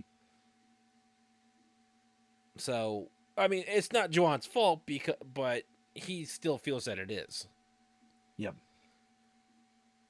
So, but she, like I said, being the top student, the number one, the one everyone expected great things from, and then have her make emotional attachments with people, it really was the choice for the character to die. It symbolized everything that you can be the greatest and stand tall, and Well, you could still be screwed over. according to her voice actress, when she got the role, Monty basically pulled her aside, going, "Your character is not going to be around for very long." So she always knew her character was going to die, so she knew when to really push those emotional scenes. Mm-hmm. I think her But I voice don't actor think, does other voices too, so it's not like she oh just had yeah, this one yeah, role and is like, nope, you're out. no. But I do think that's pretty clever. I also don't think anyone else knew besides her actress, so it let them play around with that. Mm-hmm. So next on our list of characters, we have, put this slightly out of order, pardon me, Ozpin. And I have no idea if he has a last name for the show, because I always just call him I, Ozpin. Oz, I don't think he does. He is the professor, or the head professor, or the principal, or headmaster, whatever the title Mhm. was, of the academy that all our hunters are going to, Beacon. He comes off as wise beyond his years, and that is For more reason. true than you realize. In fact, he actually might be his years more than wise, Yeah. but he's This, usually called Oz for short, yeah. which the Great Wizard of Oz really made me laugh. Pay no attention to the mind behind the body. Yeah, yeah, Ozpin, I say Oz when I'm referring to him in the body, and Ozpin when I'm referring to his essence. yeah. There's a reason we'll get behind that, Long story but short, he kind of reincarnates himself. not in the traditional. You die, you cross over to the other side, and you come back as a baby. He just No. possesses someone. Yes, and unfortunately, that's where I'm trying to remember his name. Oscar Oscar. comes in. He Mhm. is Ozpin's new host, Oscar Pine. and Now, to be fair, it's not a uh, symbiosis. 100% possession. Uh, Oz basically lives in the back of his head. It reminds me more of a Namekian fusion. It starts out that way. Yeah, and slowly Oz takes over. Mm-hmm. Not by his own choice, Most mind you. No, it's basically his power. His mind is too powerful, or his spirit is too powerful that the host eventually will fade away, and he just then starts his life as that point as Oz. Like he is giving Oscar his own life in a sense, but he's also forcing Oscar to, all right, I have a job to do. Now it's your job. Mm-hmm. And Which, Oscar is a farmhand, yeah, Ozpin not a has warrior. no control over who his next body is. Mm-hmm. It's just pretty much, hey, I'm here now. Let's get going. Yep. Now that being said, though, he is able to coach the body through fighting. So basically, you get a massive leg up. But if you and Oz aren't agreeing with each other, it's just you. Yeah, that this comes up a lot. Yep. Mostly You because would. Oz, much like the Wizard of Oz, has a lot of secrets. Mm, and it does feel like a lot of it is just him straight up bullshitting you. I think it is him straight up bullshitting, but it doesn't feel like he's doing for bullshitting just for the sake Yeah, of bullshitting. he's not bullshitting for bullshitting's sake. He's bullshitting because he doesn't trust anybody. It, it, it, in his long life, he has tried so many ways to get across to a point where he wants to get at, Mm, and when he asked a all-knowing object how to get what he wants or something that he wants, he was pretty much told, "Yeah, no, it's not gonna happen." So at that point, he is more or less lost on that topic. Yep. But Oz, he, he's not evil, and he's not intentionally antagonistical. I think it's the word I'm trying to think of. He is an accidental antagonist. Yes, he He does. has caused almost as much danger as the actual villains of the series has by trying to stop her, because at times he's basically the ends justify the means, forgetting who's around him. Mm-hmm. And But to in be fair, he is so frigging old, he's also extremely tired of this whole bullshit. yeah, So he's going to make mistakes out of exhaustion. that being Especially when his host doesn't agree with him and his only allies don't agree with him. He's that going to being make a few. said, he does know when to start trying to see reason. He's He not. also is big on saving the world. Like, he's not like my ends justify the mean big whoop. No, he still wants to help people. He's just kind of caught in between saving the world or saving the individual person kind of scenario. Mm-hmm.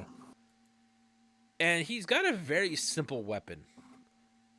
It's a So collapsible wacky. cane. Yep. There's a very cool clock motif to it, so I like it. I do like that you pull the lever, the gear spin, and it just pops out. Like, he doesn't need anything else really beyond that. No, because he literally has magic. Yeah, he does magic. He does not use dust. Yep. His weapon's called the Long Memory, which I do like that.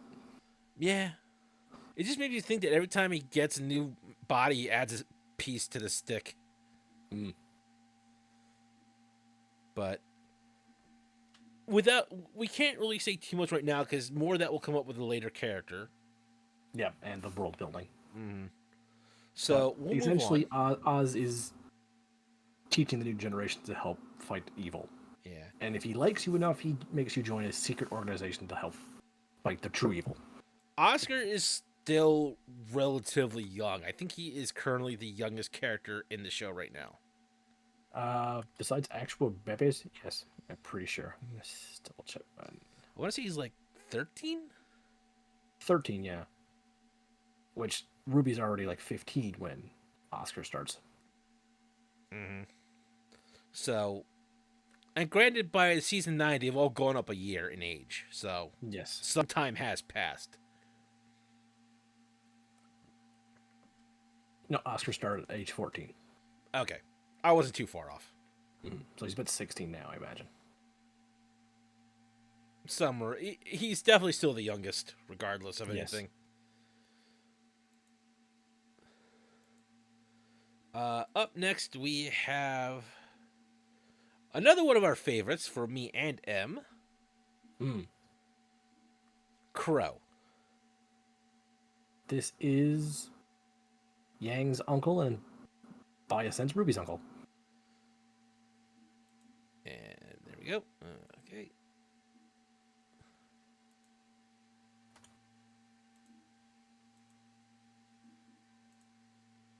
There we go. Okay, just make sure that was showing up properly. Yep.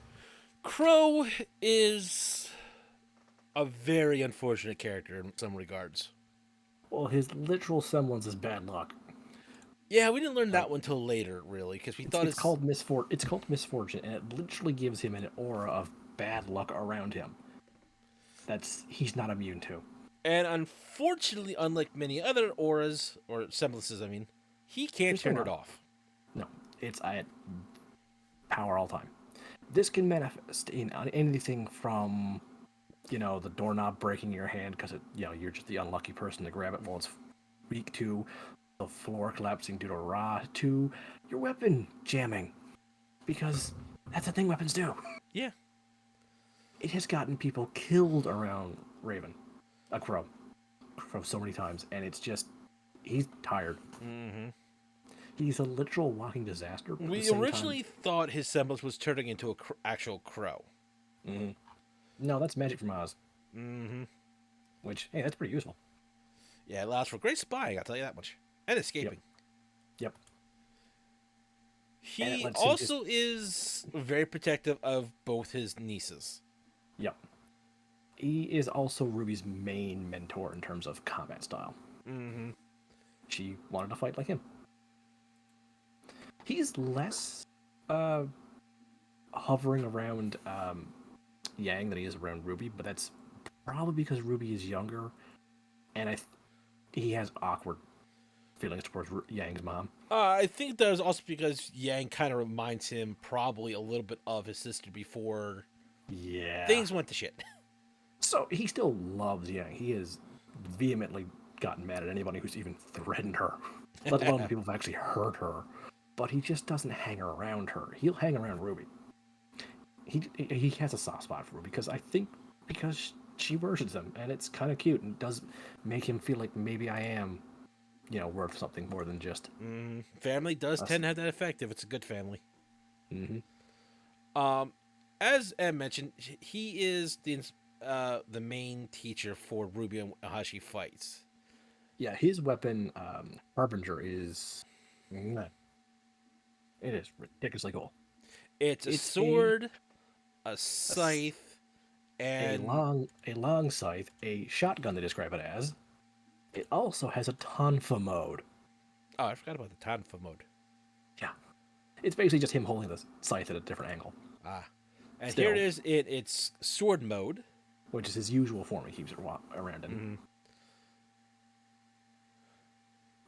He is trained primarily in the scythe style of combat, so considering he walks around as a confident guy with his sword form, he only takes the scythe out when he's serious. Mm-hmm. Now, Crow is an interesting character for both in-universe reasons and out-of-universe reasons. In-universe, he is a drunk. Yeah. He does sober up eventually, but he spends the first few seasons you know him as a depressed drunk because Yeah. the world is falling apart. And he's one of the few people to know how bad shit is.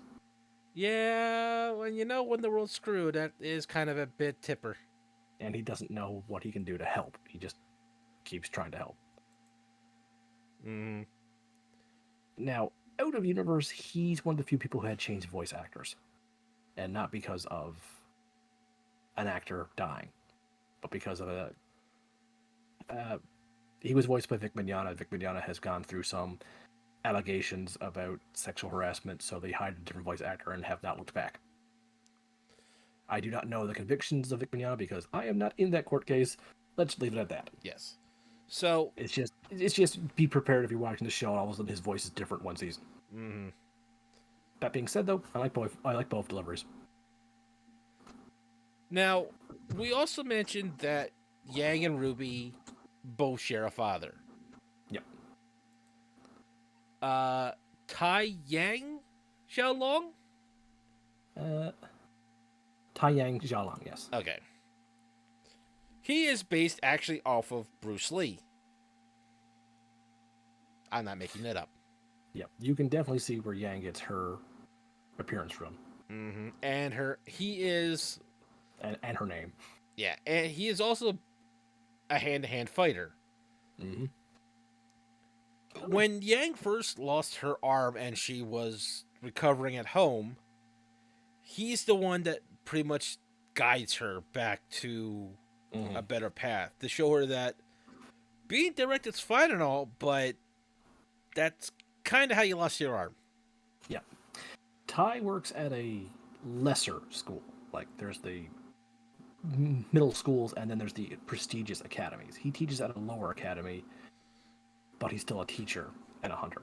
Basically, he's a...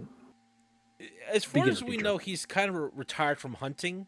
Yeah, he will do cases for the area around him. Like where Ruby and Yang live, the village they live, he is still a hunter there. Like if someone comes up, hey, we've got a problem with monsters nearby, sure, but he's not going to take a request from the big city to go help. Mm-hmm. He's also one of the few people that we have not seen what his weapon is. Oh, I don't even think we know his semblance either. No. As far as I'm aware, anyway. Mm-hmm. But I do know we definitely never saw him ever wield a weapon, as far as No, I can tell. we've only ever seen him spar with Yang when she's unarmed, when she's not using her weapons. Mm-hmm. He's the one who gets her to use the actual robot arm, telling And her the to benefits kind of of it. walk around the problem rather than charge through it. Mm-hmm. He's the one who points out to Yang that, hey, your semblance is really powerful when used right. Stop using it constantly. Mm-hmm. She had been using her semblance as a crutch because just because you can hit back hard doesn't mean it's the way you're gonna win. Yeah, he basically points out if you get hit hard enough, you're going down. Screw hitting them back harder. If you get taken out before you can hit back, your semblance is useless. Not to mention being cut kind of negates that too. Mm-hmm. You can die from 1,000 paper cuts is another thing he's pointing out. Yeah. So And he's a skilled fighter. He's a smart guy, and he is raising 2 daughters by himself. kudos to the guy. Yeah, and they don't shy away from pointing out that he's lonely in places at times. I also like the fact that he basically tells Yang that there's other ways to do it, but Mm-hmm. your way isn't always wrong. No, he's like, sometimes you do need to stand your ground. You gotta choose. You gotta figure out when and where that is. Mm-hmm. And he also is incredibly proud of his daughters going out to being huntresses and saving people. Despite, I'm not wanting them putting themselves out in danger. That is how he lost his second wife. Yeah. I don't even think he was married to his first wife. I think they were just in a relationship. I forget if that was ever Regardless, confirmed or not. regardless, he clearly loved both of their mothers, Mm-hmm. and he's probably one of the better single fathers I can think of from the early 2010s in fiction. Yeah, to be fair, had things not gone wrong with his first wife, I don't think he would have taken a second wife. No, But he did also love his second wife, if not more or just as much, really. mm-hmm. Mostly, I think, because she was at home. Yeah, she wanted to help raise the kids. She was still a huntress. She never retired from being a huntress, but she was there for the kids every chance she could be until a mission was the end of her. Mm-hmm. And I can just say, if he's heartbroken, he does a good job trying to really hide it from his girls. He does have those pangs of being lonely, which, good God, no one can blame him. It's only human. Mm-hmm. So, let's move on.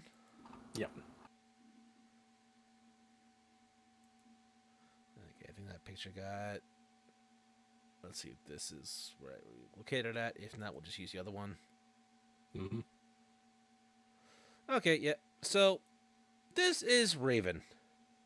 This is Raven Bronwyn, Crow Bronwyn's Sister. sister and mother of Yang.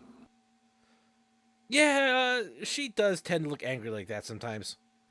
I don't think she's really ever happy. She's actually got my favorite weapon and semblance. Mm-hmm. Because she pretty much makes a katana out of dust. Or a nodachi based upon the length of it, essentially. And she can also teleport to people she has an emotional attachment to. Whether that's going to be a good attachment or hatred attachment, it's never specified. We only know 4 people she was attached to in series, but it's pretty obvious there are more. And she's able to pretty much teleport any distance and almost anything she wants, really, through that portal. Mm-hmm. They call it Kindred Link, which it just says strong emotional connection, which that strong emotion can be good or bad. Yeah, that's very open-ended, which She I appreciate. is- Her reason for not being part of Yang's life does not really satisfy Yang at all. No, but at the same time, at certain points, I kind of see where she's coming from. Oh, I'm not saying I don't get where she's coming from. I also agree with Yang, though. Yeah. It's kind of more that Raven has lost to disparity like Crow has, Yeah, but only has rather than taken a different route with it. rather than pointlessly, what she sees as pointless to keep fighting and throwing in a bottle, she kind of ran. And I don't blame her, essentially. She and Crow were from a band of were raised by a band of thieves. She went back to the band of thieves and bandits and has taken over command of them and is keeping them safe. Mm-hmm. Now, Despite the fact she had a daughter and left her daughter with the dad. and we find out later she kind of felt it was because the other mother was better at it. Yeah. And Here's the thing, though. You literally get teleported. You can be there for, I don't know, Sunday dinner. she has shown up for Yang. She did save her from Neon. But in the very kind of mentality of the Spider-Man joke from Family Guy, everybody gets one. Yeah. Felt like.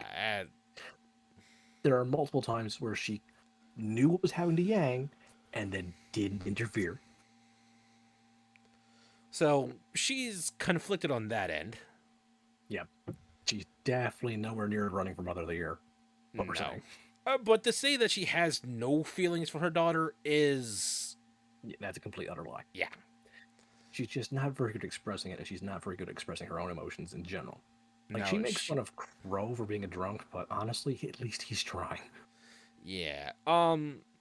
Crow's not going to win Uncle of the Year, but you know what? He's not going to win Worst Uncle Mug. He's just going to win Drunkest Uncle Mug this year. I mean, when you see her design when she's not upside down holding a sword at you, you see her very clear resemblance to Yang. Yeah. Yang is the perfect fusion of her mother and father. Mm-hmm. Where we get to Ruby's mom, but no. Ruby takes more after the mother. Which has led a lot of people thinking that Crow is our actual dad, but no. I don't see that either. I don't see it. And this is her weapon sheath, and you see the revolver of various different dusts that she can use to make the blade. Mm-hmm. It almost looks like she could use that as like a minigun. Yeah, the weapon is just called Omen. Mm-hmm. Crow and Raven are both seen as omens or foretellings of death. A crow and a raven, omen, and what was Crow's weapon called? Harbinger. Harbinger, yes, thank you. The Harbinger of Death. Essentially, these two named their weapons when they were emo teenagers. That sounds about right. And look, we all go through that phase. And these two pulled off as adults, so good for them. I could think of worse things they could pull off. Yeah. But the main reason she flees is that she does not see a chance for victory as it is, and so the best chance to keep an object of power away from the main villain is to, I'm just going to run and run and run and run. Didn't really work out that well. Mm-mm. I mean, it's not to say that running is not an option or that sometimes it's not the right idea, but in this scenario, it just wasn't going to last forever. No.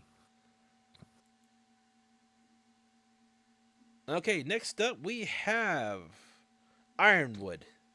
We're going to Ironwood. Yep. Zoomed out a little too much. He is General James Ironwood. He is actually good friends with Crow, at least at the start of this. Yep. He's a headmaster of another prestigious academy, so he was on good terms with Osmond. He also ends up running a city, Atlas. Mm-hmm. Is Atlas a city or a country? I forget which. I'm gonna double check that. Kingdom of Atlas. Oh, so it's the kingdom. Okay. Mm-hmm. But we won't only see him in the main city. Yeah. He starts out a little stiff, but I think that's the joke with his name. Not that kind of stiff, ladies and gentlemen. Oh. Get your mind out of the gutter, M. I was referring to more just Iron being stiff in general. But I mean more the stiff of his military upbringing. Mm-hmm. He is a very by-the-books kind of person. And when people try and do the plan by the seat of your pants kind of thing, He's No, usually pretty much against it. no, do not do that. He also, his guns, he uses two pairs of guns. They're just guns, and they're called dual process. Yeah, one is gunmetal, and the other is blackish metal. Oh, oh, Mm-hmm. that should not be there.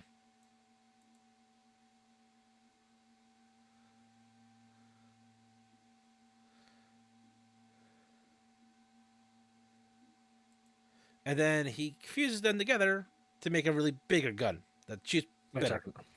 Yep. His semblance is one of those ones that you can't see. It's a self-targeting one. It's called metal, as in Mettle. It just makes him more confident in himself and more focused. Yeah, that definitely, considering he is a guy who doesn't like taking dissent from people, is a bad thing because he can make him too hard-headed. Are we sure that's a semblance? Jesus, that just sounds like having a stick up your ass. That's what they say. It's definitely one of those that you had to be explained outside the show. Yeah, that's the thing with semblances. Sometimes they're really obvious, and sometimes you just don't And understand another how one. that's a semblance. No, I But guess that just I, means you I could kind of never. like that about that because it shows that it comes in various degrees. Some are Oh yeah, more useful than others in some cases. somebody definitely got the semblance. It's just called triple jointed. So you're triple jointed. Like, oh great, that's helpful. I'm a baker. What do I need that for? But I will say this one: he does care about his people. He's Yeah, not. he's just one of those people who just, it's my way or the highway, and he's very quick to declare people traitors, the enemies of the state. Yeah. Even when they come up to him saying, "You are gonna get us all killed," shut up. To be fair, there are No. some cases if you have earned his respect, he is willing to listen to you. So he's Yes, not too up his own ass at times. but in the end, he is up his own ass. Yeah, he. It feels like Even that his most trying to lead the kingdom, trying to protect the people, and the high end of his enemy just really got to him. yeah, he ironically, I think, did crack under the pressure, and he tried to pretend he didn't crack under the pressure. And the thing about it is that because he was so unwilling to bend in certain cases, also lent to him really just breaking. hmm It also led to the enemy using his stubbornness to their advantage multiple times. Like, if he's Mhm. stubborn, he doesn't think we're capable of these things. We'll go behind his back and do them anyway. But in terms of He was, understanding how a military corporation works, he's a goddamn genius. yeah, he's able to manipulate both politically and militarily He to also his doesn't advantage to put up win. with the nobles' shit, which I can kind of No, give him that one for. yeah, I can respect that. He also has one of my things. If I don't have the manpower for it, I will build robots to give me the manpower for it. I can respect that because he realizes if we're going to fight an endless horde of monsters, let's have an endless horde of robots. And you're just like, shit, that sounds awesome. Which worked until the robots got hacked. Yeah, he did not think they were hackable. Which, rule one: whenever you build a robot army, your robot army is hackable. Have at least 17 contingencies for when they get Look, hacked. rule one when having robots: one, assuming they're hackable. Two, number two, make sure you have the laws of robotics. Yes. Number three, just befriend them anyway. You never know if someone miscoded something. Robots are less likely to turn on you if you've Well, befriended that's with them. the really smart AIs. I'm just talking about the ones that Yeah. I'm talking about, like the ones that's just basically a forklift. Wait, you don't mean you don't say nice things to your toaster? Maybe that's why my toaster's trying to kill me. There you go. You be nice to your electronics and your appliances, and when they turn out to actually have been secretly Decepticons the whole time, they won't be mean to you. Except for your Bullshit. The computer Decepticons are soul. mean to everybody. Except for your computer soul. Your computer is definitely already a Decepticon who already hates you. And no, you can have friendly Decepticons. They're very common in the comic books. Yeah, but they still want to kill me. No, Thundercracker just wanted to be a movie star. I forgot about that. And he had a puppy. Wait, what? Yeah, Thundercracker has a puppy. in the Oh, I thought you comics. said wants to eat a puppy. I'm like, wait, what? Oh no, no, no, no, no. That's not a good thing. I heard eat a puppy over. I'm like, wait, no, I will. No, he has a puppy.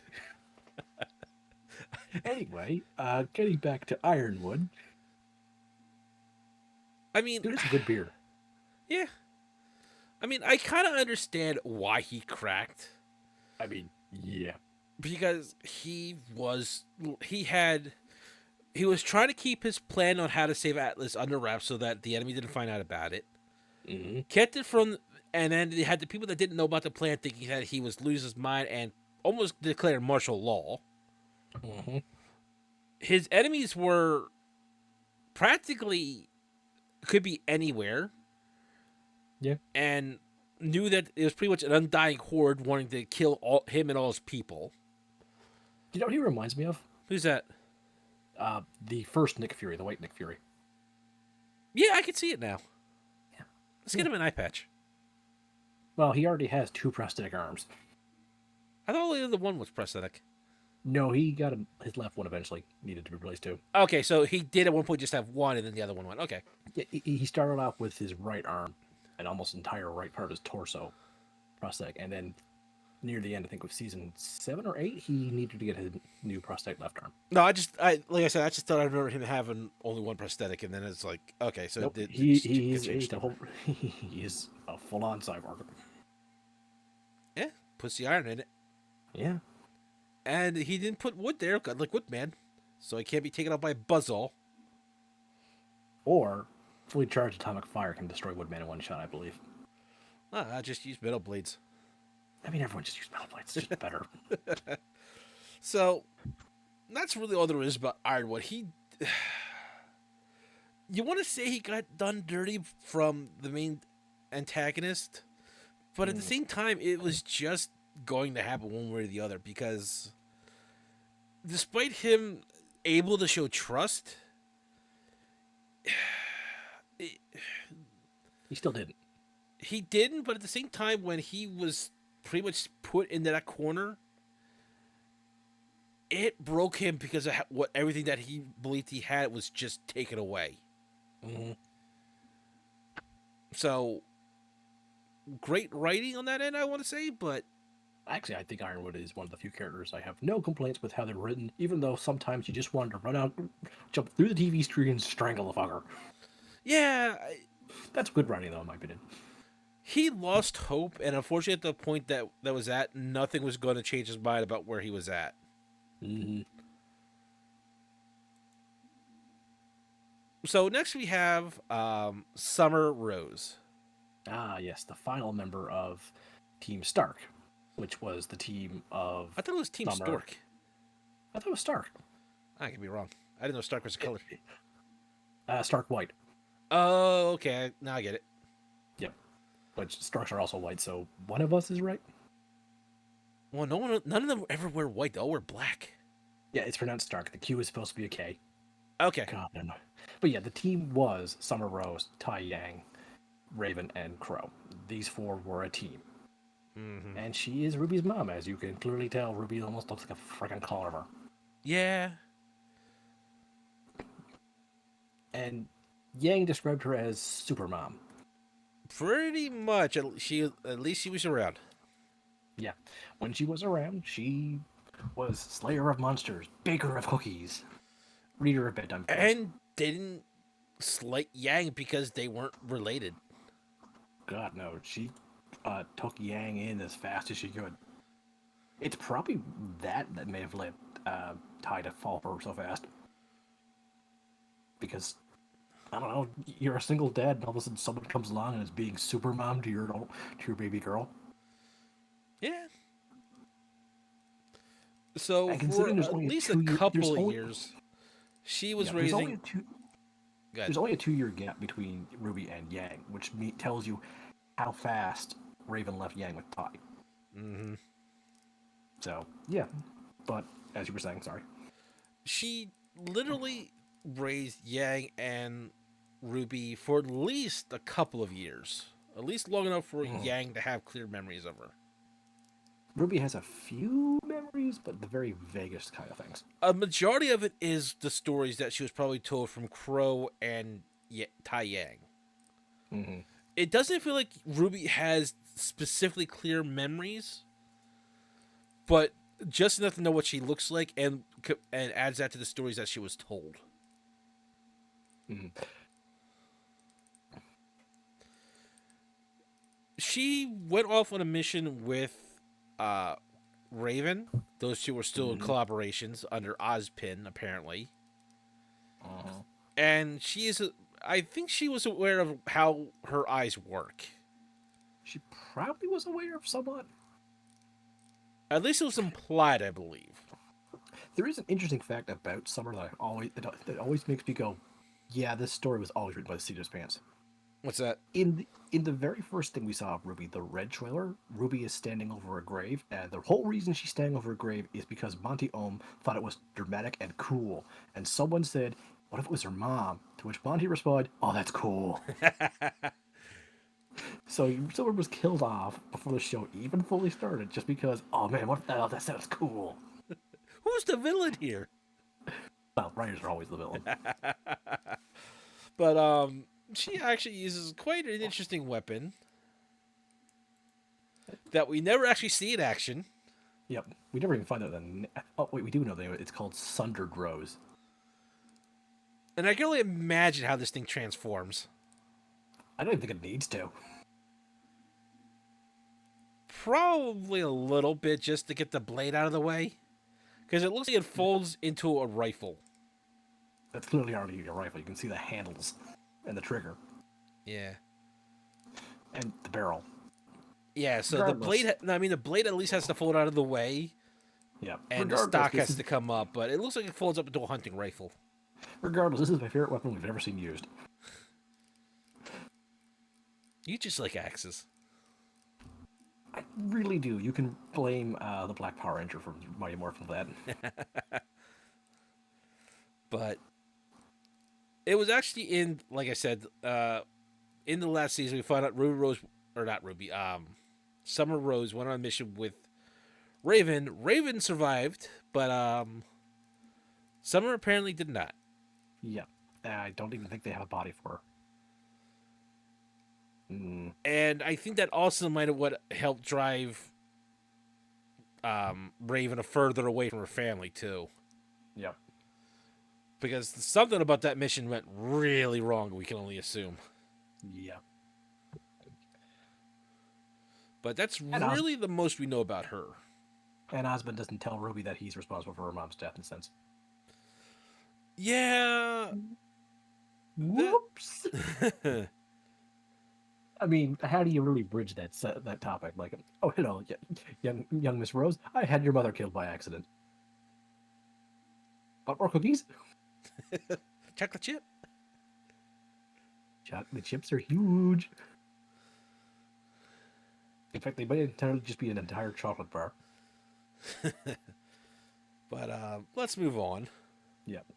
Oh, that's the picture of the guns combined. I had that slightly out of order. My bad. That's what happens when web browser decides to have a conniption fit. What doesn't have a conniption fit with your computer? Currently, at this point, I don't know. But this is Blake's father. Oh, yeah. He kind of comes up as a deal at season 5, I think it was. 5, I want to say. 5-ish, 4, like late 4-ish, early 5-ish. He pretty much runs the land of the Faunus, essentially. Yeah. Gira Belladonna. Gira, that's how you say it. Yeah. His Faunus trait is he has claws. Yep. He's basically based off a lion. Yep. He is the most human-looking Faunus out of all of them. Like, literally, he just has long nails. Yeah. But, and a really great personality. Oh, yeah. But here's the thing. They're his weapon. Yeah. He knows his people are pretty much treated poorly because of what they are. Yep. He has not tried to pretend no otherwise. but he doesn't believe the White Fang are on the right path in their retribution. Yeah, he was one of the founders of the White Fang, but when they became a terrorist organization, he pretty much went, no, that's not how we get peace. Yeah, starting another war doesn't solve the issues at hand. It's just going to prove everyone's thoughts of us being savage is correct. And to be fair, this man can be savage when his family needs him to be savage. Mm-hmm. He's also a bit of a worry work for his daughter. Yeah. Yeah. Yeah, it's his only daughter. And she's made some interesting life choices that he doesn't all agree with, and he's very worried that she might get hurt. And she has been hurt. So. Both physically and emotionally. He's not wrong to worry. No. But he will let her make her own mistakes. And try and at least give some advice. Mm-hmm. Unlike Tai Yang, he doesn't have the right advice, but his heart is always in the right place. Yes. He's better at leading people than he is at being a father, which that's a very different skill set. We comment that Optimus Prime led like a dad, but sometimes those skills don't have to overlap. No. Optimus had the right qualities of both. Yes, he just has the right qualities for a leader and trying to be a dad. Which a lot of times, I hate to say it, with the first child, you don't know what the shit you're doing. He definitely comes across as the kind of guy, if like Blake ever did like some sort of sport event, he would be overly loud cheering at it, like to the embarrassing level. Yeah, I can see it. Yeah. Give out Really, a mighty roar the size of clouds so you can cheer louder. Apparently he's based off a panther, so. Oh. I just, because of the collar of his jacket, I just thought lion. The beard made me think lions, but he's panther based, so. Yeah. Well, no, I just meant like how the fur collar of his jacket like really goes around. Like, I see that help with like Craven the Hunter or a lot of villains that are like lion based with that fur collar. I just need to say this: he is the whitest Black Panther ever. To be fair, that's not incorrect. Yeah. But luckily, Blake has an amazing mom to be the real parent. Kali, I think it is, like the goddess. Kali, yeah. Okay. I like her dress. Yes, which is I think Sanskrit. It is Sanskrit for black. Okay, so she's Black Nightshade. Oh, there you go. Yeah. I just like her design. It's pretty clear that again, one of the kids is just a Xerox copy of their parent. Yeah. But she is not a fighter. She is more level-headed at times than her husband, which is she's definitely the woman behind the leader. Mm-hmm. That old trope, but it's pretty clear that that's what she is. But at the same time, it's not like her father's the imbecile in the family. Mm-hmm. She's more on the lines of the one to temper him and remind him of a few things, but he's a chieftain. She's the chieftain's wife. She is not a fighter. She is capable of using a gun, but that's all she's ever done. And that was for self-defense. The best thing about her is she knows when to step forward and try and correct her husband, or when her husband is right and back him up. Yep. Which is, I love for the two of them are on the same side. Yeah. They are a good tag team. And she's also a really good mother. Mm-hmm. Like, parenting came natural to her. It kind of feels like because she wasn't a fighter, she had more time to spend with her family as a family. Mm-hmm. So she kind of understands the more nuances of having a family, whereas her husband is still trying to pick up on it. Yeah. But they do make a fantastic couple. I just can't wait until those two get a proper meeting with Yang. Oh, that's going to be so much fun to watch. I don't know how the dad's going to react. It's going to be hilarious. I know how the mom's going to react, and it's going to be adorable. Oh my god, now I just picture him and Yang arm wrestling. No, I know who's going to start arm wrestling. It's when Ty shows up. I just wanted to pull off the rocket arm trick again. He would. And she would do it too. Yeah. But while these two are much more they still think that the Faunus and humans can work together, so they really did not like the White Fang terrorist organization, and they don't hide the fact are disappointed that Blake kind of sided with that group for a while. They're grateful that she's out of it now. Yes, they welcomed her back instantaneously. And to be fair, it's not like they can't understand where she was coming from on that one. Mm-mm. I mean, that would be kind of hypocritical of the father. Yeah. So, and they're really proud of Blake when she helps rally her people to help out Atlas. I think it was Atlas. Might have been the other town. But... It just to help people in general. Yeah. No, it wasn't. It was the one right before they were in season 6, I think it was. Yeah. Yeah. Regardless, they were proud that their daughter helped people. Mm-hmm. That's all they did. Yep. So next... Oh, God. So, this is how family? not to be a father. Jack Okay, Schnee. Oh, He is just a businessman. he's also a corrupted fuck businessman. Yeah. Like, take the normal businessman look kind of corrupt and just go, I'm going to take over my nation kind of corrupt. Yeah, he did try and do that. Yeah. Yeah. He also married into the Schnee family, so he's not even a real Schnee. He just took his wife's last name. And then took over. Mm-hmm. Considering his father-in-law, Nicholas Schnee, who I don't think we'll be showing, is basically, literally, what if Santa was a knight? Yeah, you can see why. Didn't have a You can picture see, of him. That I don't. Yeah, he only shows up in in the anime apparently, but that was actually how he was supposed to be. So he basically took the company from Santa Knight and goes corrupt with it. Gee, I can't imagine that. Yeah.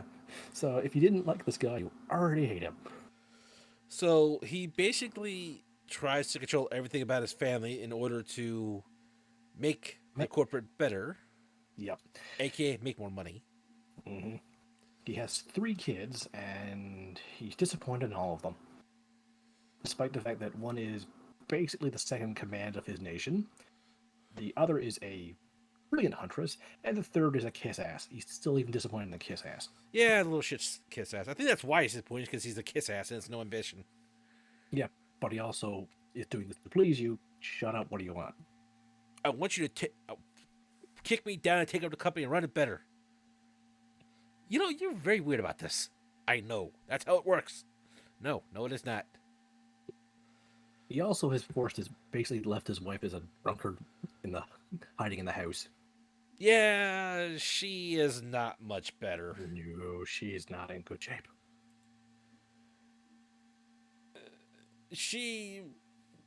First of all, this picture makes it look like she's got blood relations with Krillin because she has no nose.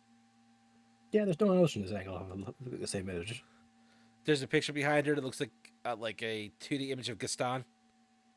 Which is him. Which, he totally had his art made him more handsome. Yeah.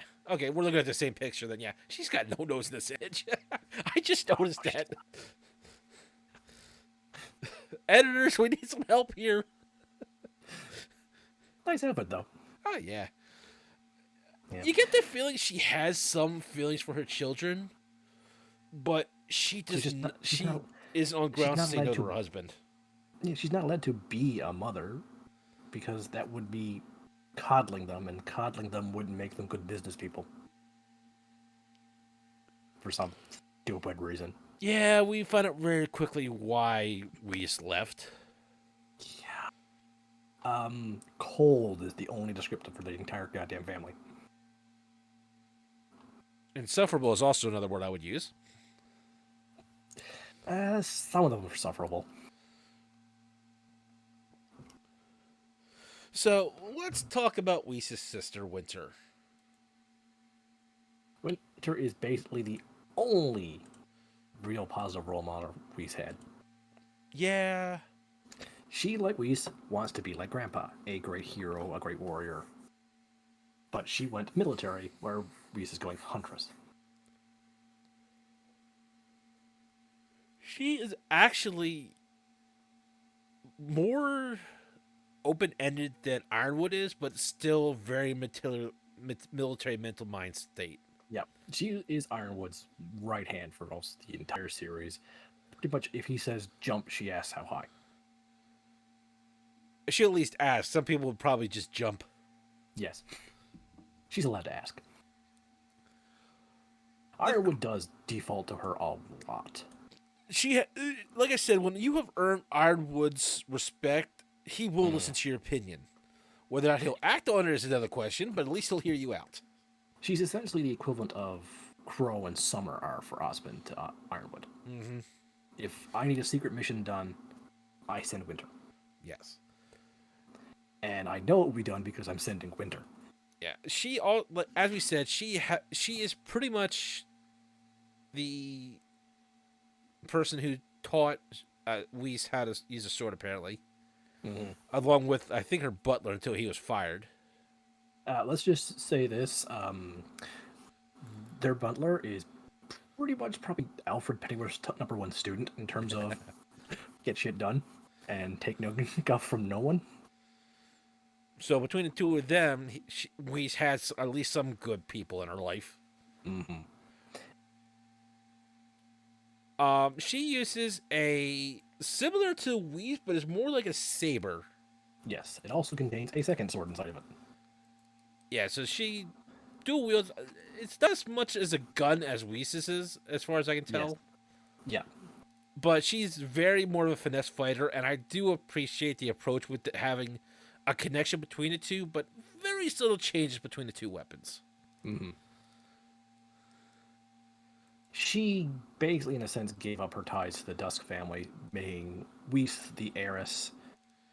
So that she could join the military. Eventually, because of him not approving her being a hunter, Weiss lost her ties, and it went to her youngest brother, the youngest member of the family, the only brother. Whose name? Whiteley? Whitley. I just saw white as like, okay, this is way too on the nose with this kid. It is derived from that word. You get any more pale kid, you're not going to show up on screen. Well, he can't get. He's never seen the sun. He's constantly in Dad's shadow. Fair point. He's a kiss-ass, a brat, the only one who's interested in money. I mean, I understand companies have to make money in order to keep running. I can't besmirch them of that. No. And you do have to make a profit to keep the company going so you can prove things. There is a bit of a system here. But he is also, and his dad are both along the lines of, we need to make all the profit. Yeah. I mean, even Bruce Wayne would say, yeah, the company's got to make a profit in order to keep being a business. Yes. But these two, he does eventually get out of it, but he spends most of his time seeing hunting as beneath his family, despite the fact his family was founded by a great hunter. To be fair, this kid doesn't look like he can lift 5 pounds off the ground. I'm pretty sure his own hair is crushing him slightly. I thought that was just a toupee they put with like anti-gravity dust underneath. There's Twiggish, and then there's this kid. He is obnoxious. Yeah, I mean, he does somewhat kind of open his eyes and there's more to the world than business, especially when Atlas starts falling. But until then, he is such a little ass. It does kind of take monsters knocking on his front door for him to realize maybe being a hunter is not a bad thing. I'm not going to do it, but maybe my sister had a point. I mean, to be fair, if he doesn't want a hunter, that's fine, but there are better ways to be a better person than wanting all the profit.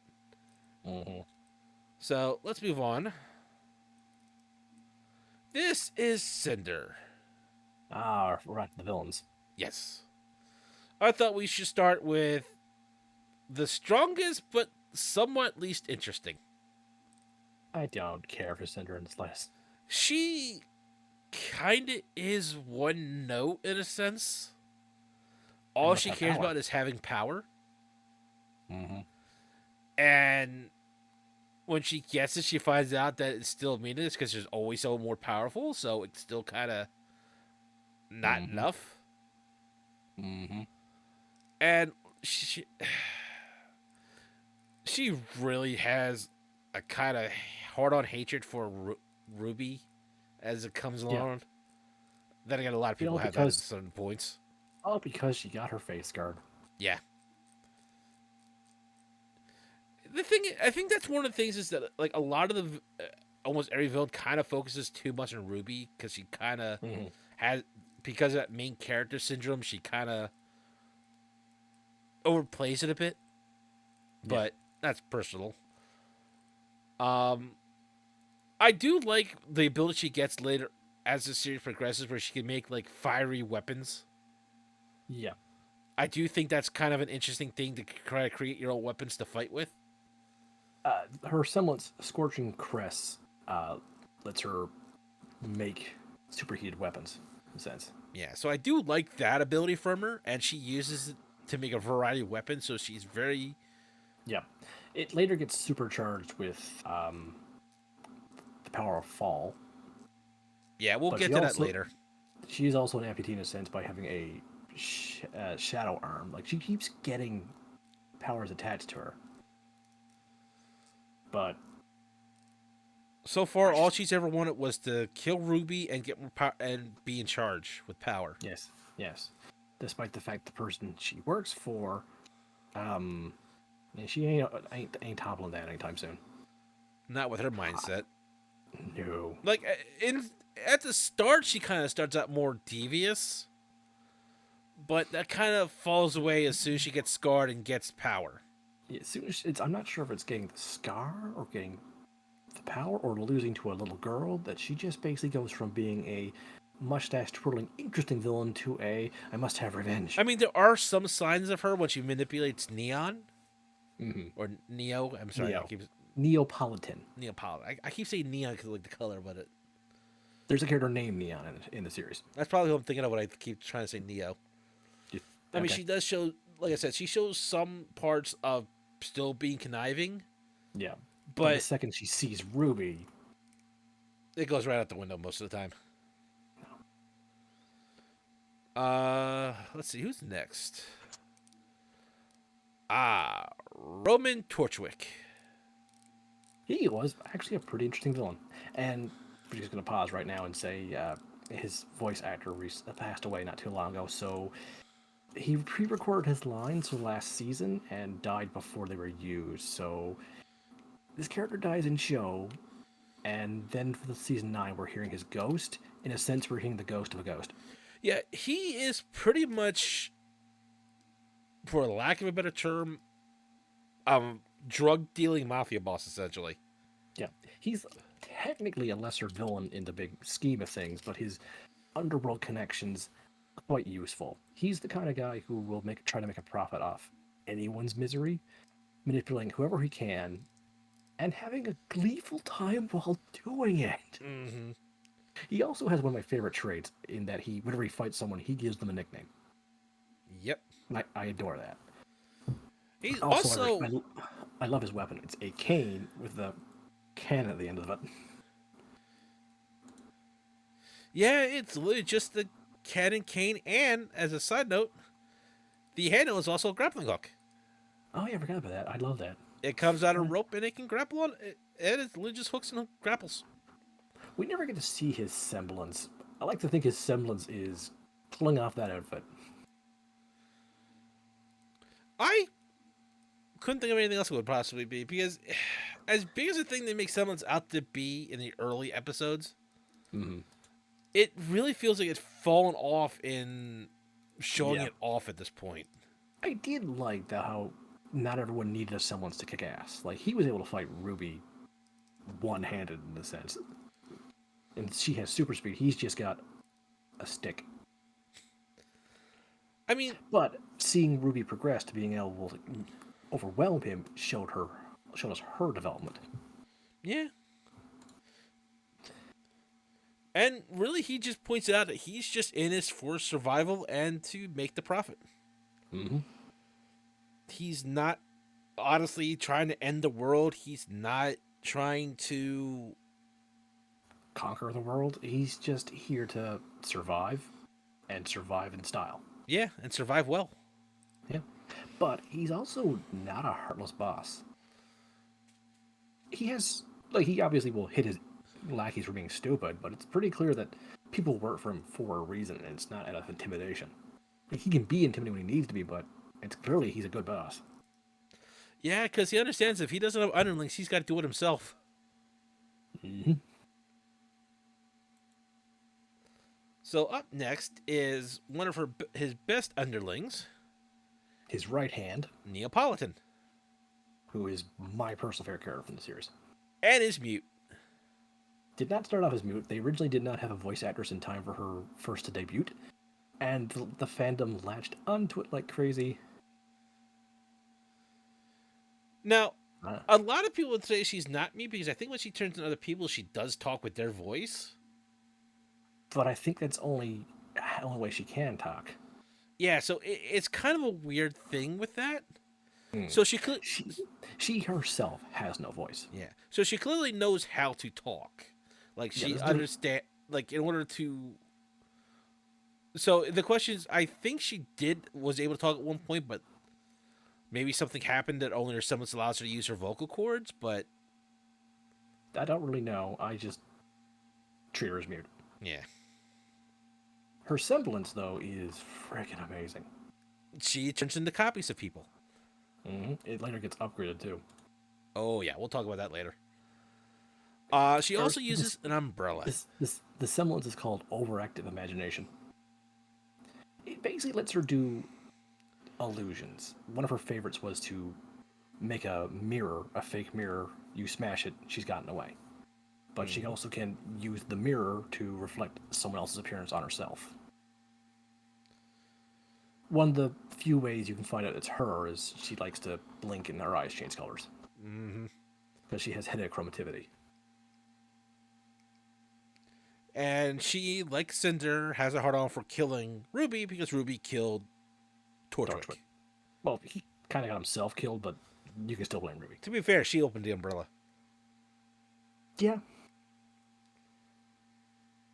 Her weapon is named Hush. And like I said, it's good. She actually can use it as a parachute too. Later on, she learns how to make actual copies, like make a copy of someone who is not there, and wow, she's good at tormenting Ruby with that.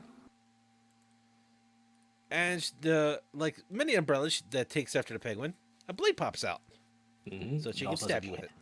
Also, the cannon inside. It's just Hush is just it's one of those subtly cool weapons. And even unfolding it is itself an attack at times. Mm-hmm. She's one of the first people to fight Yang to completely school Yang. Only because, as Tai Yang pointed out, kind of go fist first. Yeah, and here's the thing. Despite the fact that, I'm pretty sure in that fight, if Yang had touched Neo, she would have won. Neo is so much faster, pointing out another flaw in Yang's style. If Yang can't hit you, who cares how hard Yang is punching? Yeah, Yang's original fighting style was based off of Chinese boxing, which has some kicks, but mostly focuses on punching. Yeah. Meanwhile, Neo's entire fighting style is involving, I'm trolling you. Yeah, pretty much.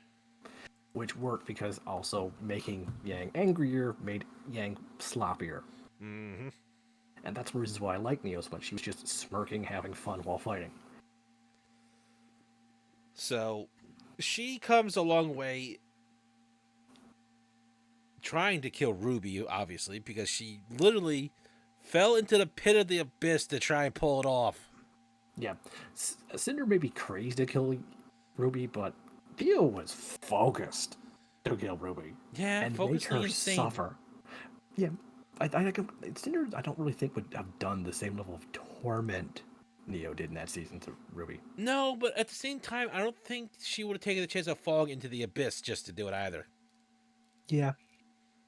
But the thing is, Torchwick was the only person who ever saw Neo for Neo. It's ironic that Neo's ability is to disguise herself. She only ever wanted to be seen.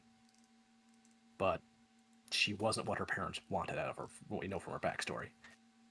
Torchwick, freed her from that torment. Yep. Of course, she was going to latch on to Torchwood hard. And next we have Adam Taurus, This motherfucker. the previous leader of the White Fang. Also, the most gung ho for kill all humans. Kill all humans and take Yang back. Or not Yang, Blake. Like, yeah, He took Yang's arm. Yeah, he has a very unhealthy obsession with Blake. And killing humans.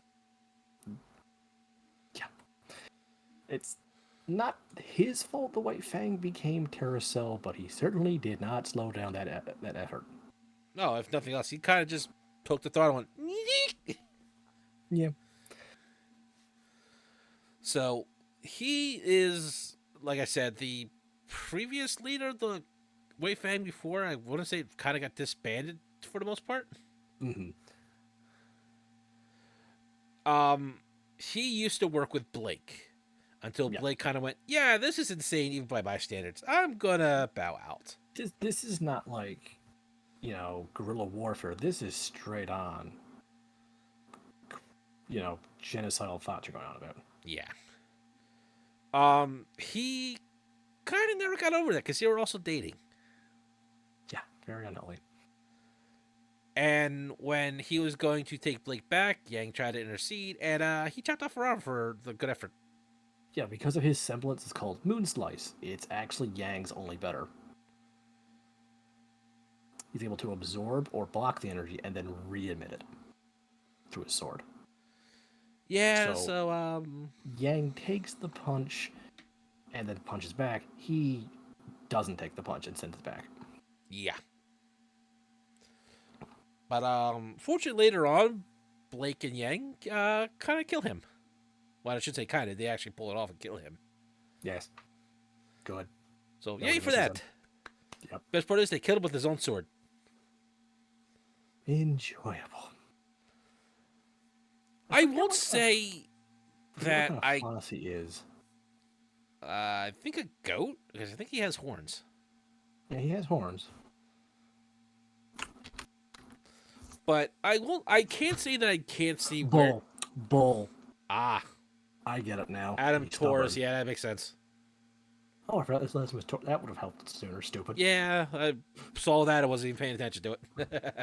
Me either. That's me being dumb. So... Soul can't have enough of being dumb. I want company. It's not just so much that after everything his people have put up with, and probably he himself as well. Yeah, he's got a massive scar over one of his eyes, with the branding number on it. Yeah, so it's not like I can't see why he's doing this. Mm-hmm. And his anger is well justified. Well, not his anger to Blake leaving, that's just... No, I meant towards people in general. I can see where that's coming from. Oh, yeah. When he starts talking genocide, you kind of lost me on that deal. Yeah. But I can't say I would be any different if I was in his position. But that's only because I grew up not having to be seen as less than human. Oh, the White Fang got its name from a novel written by a Jack London. Ah, go figure. Maybe that's where the Gundam Wing organization got their name too. It's entirely possible.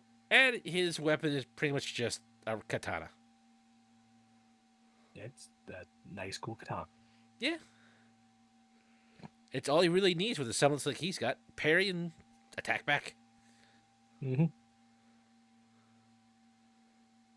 I mean, really, his main focus was to remove the humans and put Faunus on top. Yeah. That's really all they needed out of a villain like him. And he was pretty much like a sort of lapdog to... Yeah. Whatever villain was more powerful at the time. Yeah, because he was not stupid. He made a very good TV tropes term as dragon for who was in charge. Yeah. And for a while, I thought he was going to do something more with it, too. So they did good writing with that. But I am glad where his story I'm glad where it ended up. I'm saying like they could have done other things, too. Mm-hmm. So, kudos to them for... I think he's in the comic series now, too. Yeah, we'll see. And next up, we have Hazel, whose last name I forget. Mm. So this man really hates Ozpin. Like, I mean, really hates him. Yep.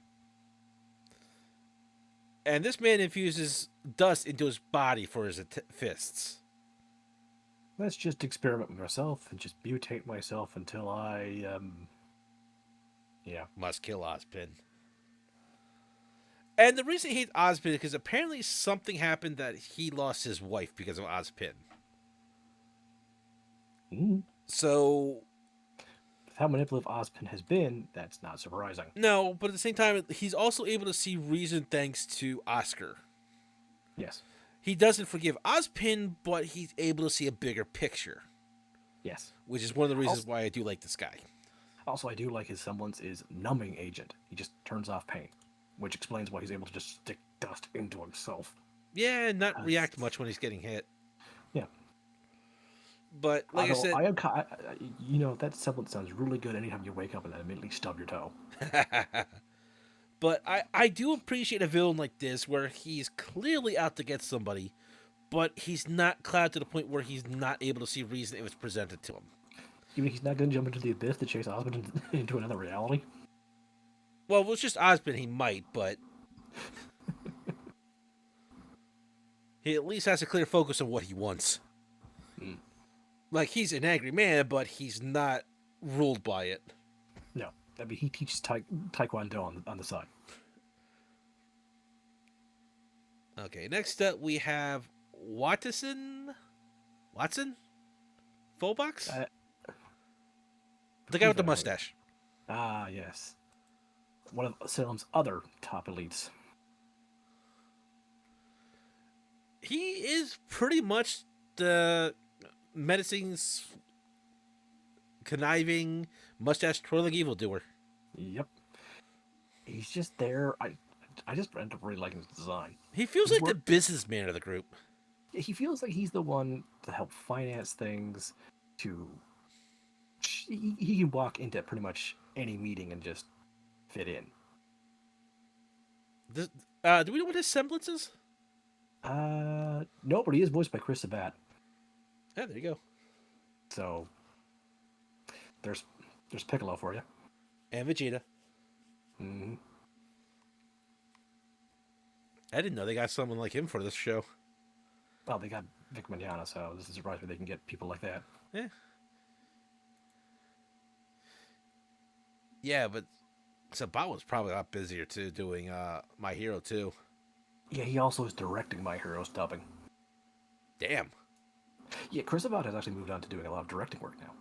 And he's got a dual barrel revolver. Mm-hmm. So, Carry he's a big well gun. armed at least. Yeah. Simple, but the gun's usually effective in combat.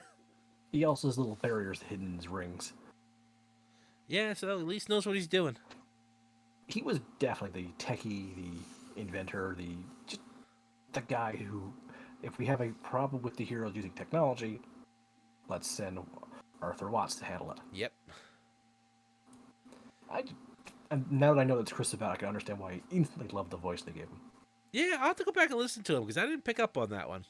It's also nice that Chris got to play a conniving, quieter villain. Okay, so next up is kind of a multi-form monster that we learned a little bit about. Mm-hmm. This is called the Hound. When it was first introduced. Mm. And this is pretty much Salem's little pet project he sent after the hunters. Ruby, Yang, Blake, and Weiss. Yeah. It kind of evolves as it journeys after them, getting bipedal form, kind of akin to like a werewolf. Mm-hmm. I believe It next grows one it has. wings. Yep. Yeah, 1 second. Come on, computer. You can do it. See, this is what the main monsters of the series are. They're called Grim. Mm-hmm. And we learned that They this come in one various. has a little bit of a secret that there's a person inside. Yeah, I think that's most supposed to be Grims a are just faunus, too. I think it's supposed to be a faunus, yeah. Yeah, because it's got one set of ears and another set of ears. Yeah, I think it's definitely a faunus. Mm. And this is a little bit more unsettling because before they thought they were just putting down random monsters that come from. Yeah. Well, they were never quite sure, but Yeah. they weren't putting down people essentially. So this kind of hit really awkwardly with them. Considering its eye color, it also really hit Ruby. Yeah. Which also brings up a lot of questions. Mm-hmm. But overall, there are Grims of various sizes and shapes based off anything from wolves to zombies Elephants. to giant kaijus. Yeah. Makes you wonder why she hasn't just made Godzilla and just leveled everything yet. I think the Leviathan is as big as she can make before they collapse in on themselves because she doesn't have Godzilla's indestructible bones. Yeah, fair enough. Next up, we have. Did I lose that? Okay, I've lost a picture of Salem. If you could find me a picture real quick, Em. Oh, sure. I was just looking at Salem. Because I must have lost that picture when my web browser decided to crash. And it is sent.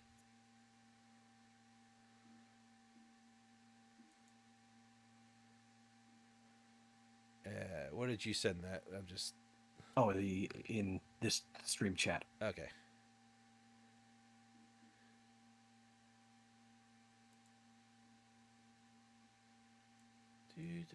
Come on, computer. But yeah, so they've been always fighting these monsters that have been coming from. Well, generally, they had no idea. Yeah. So they were trying to. And that's pretty much why they worked to teach, because these things could range from sizes from a basic pet to probably maybe like 3 or 4 times the size of an elephant. Mm-hmm. And you're not taking that down by yourself. No. Not without either a good semblance or a good strategy or something or other. Mm-hmm.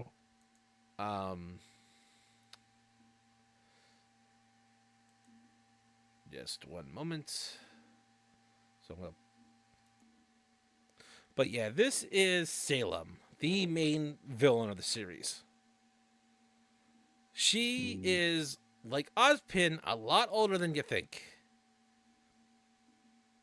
Also, named Salem, you immediately think of witch. Yeah, and that's Not inaccurate. no. Like Ozpin, she dabbles in magic, but hers is a lot darker. Yeah. She is literally the source, or at least the creator, of the Grimm. And she is on a plot for world conquest.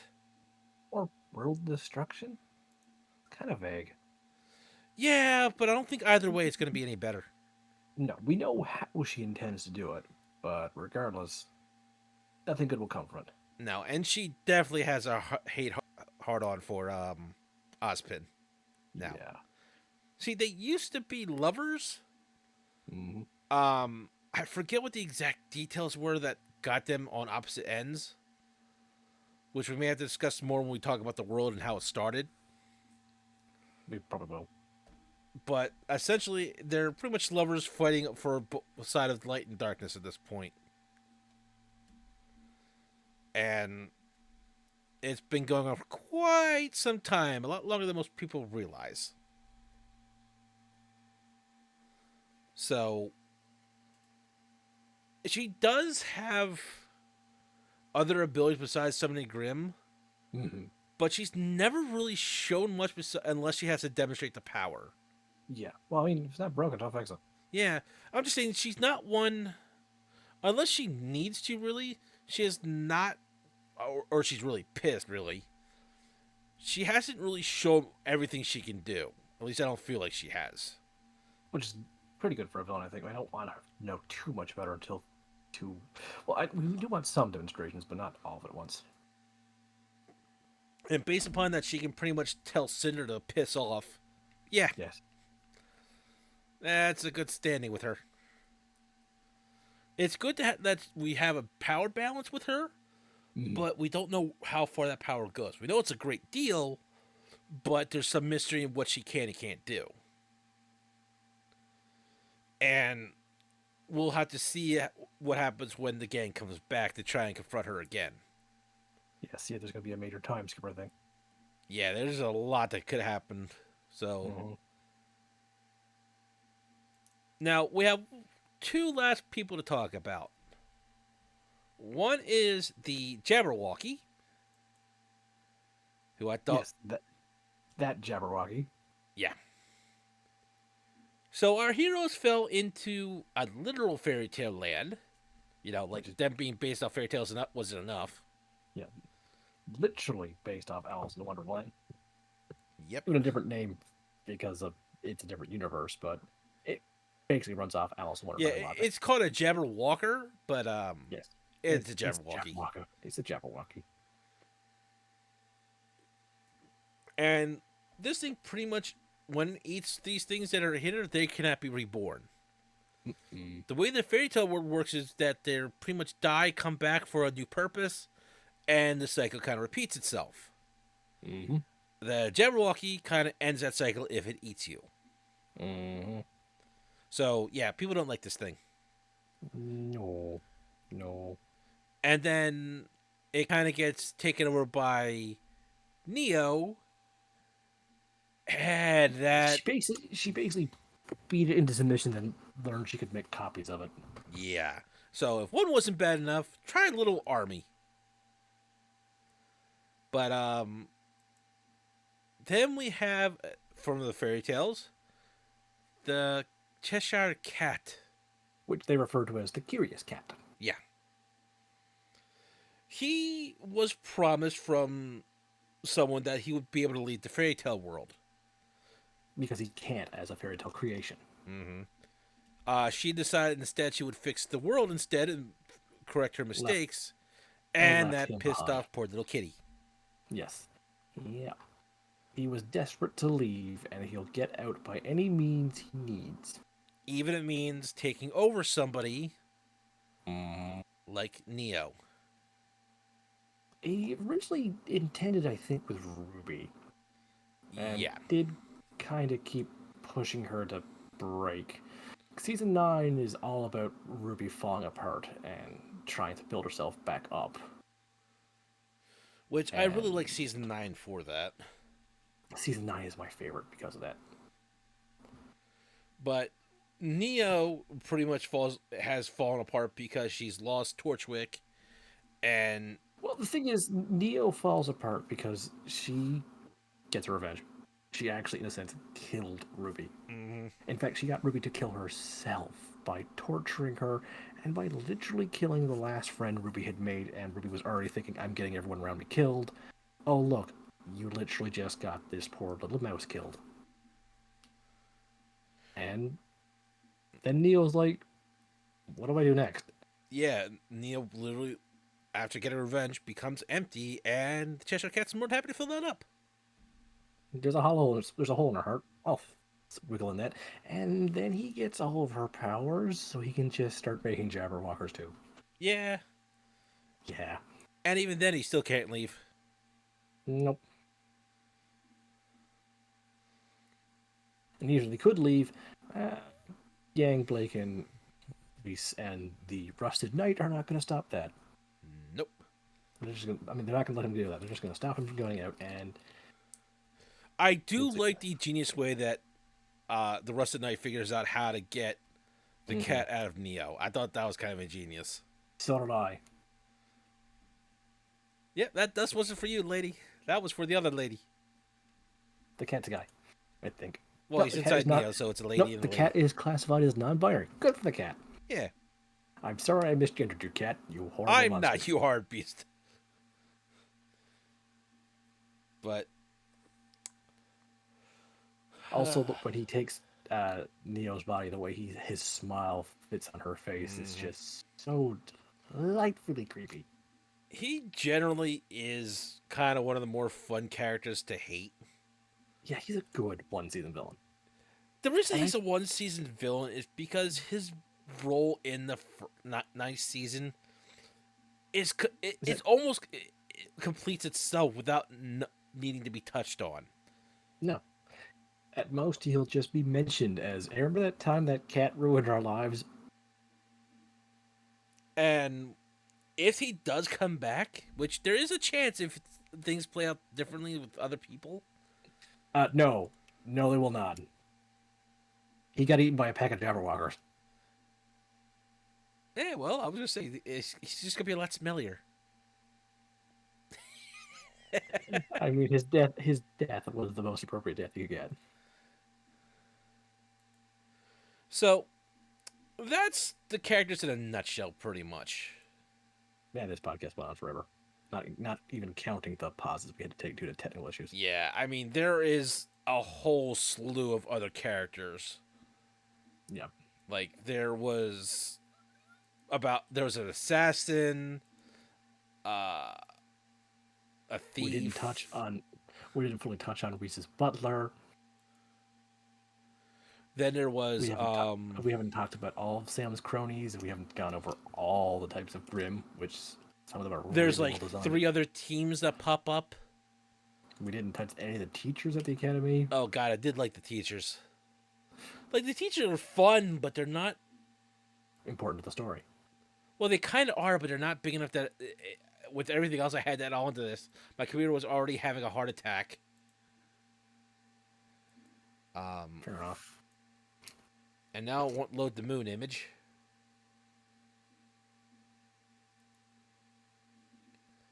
Your car's not allowed to fall apart because you definitely need to buy a new computer. Yeah, tell me about it.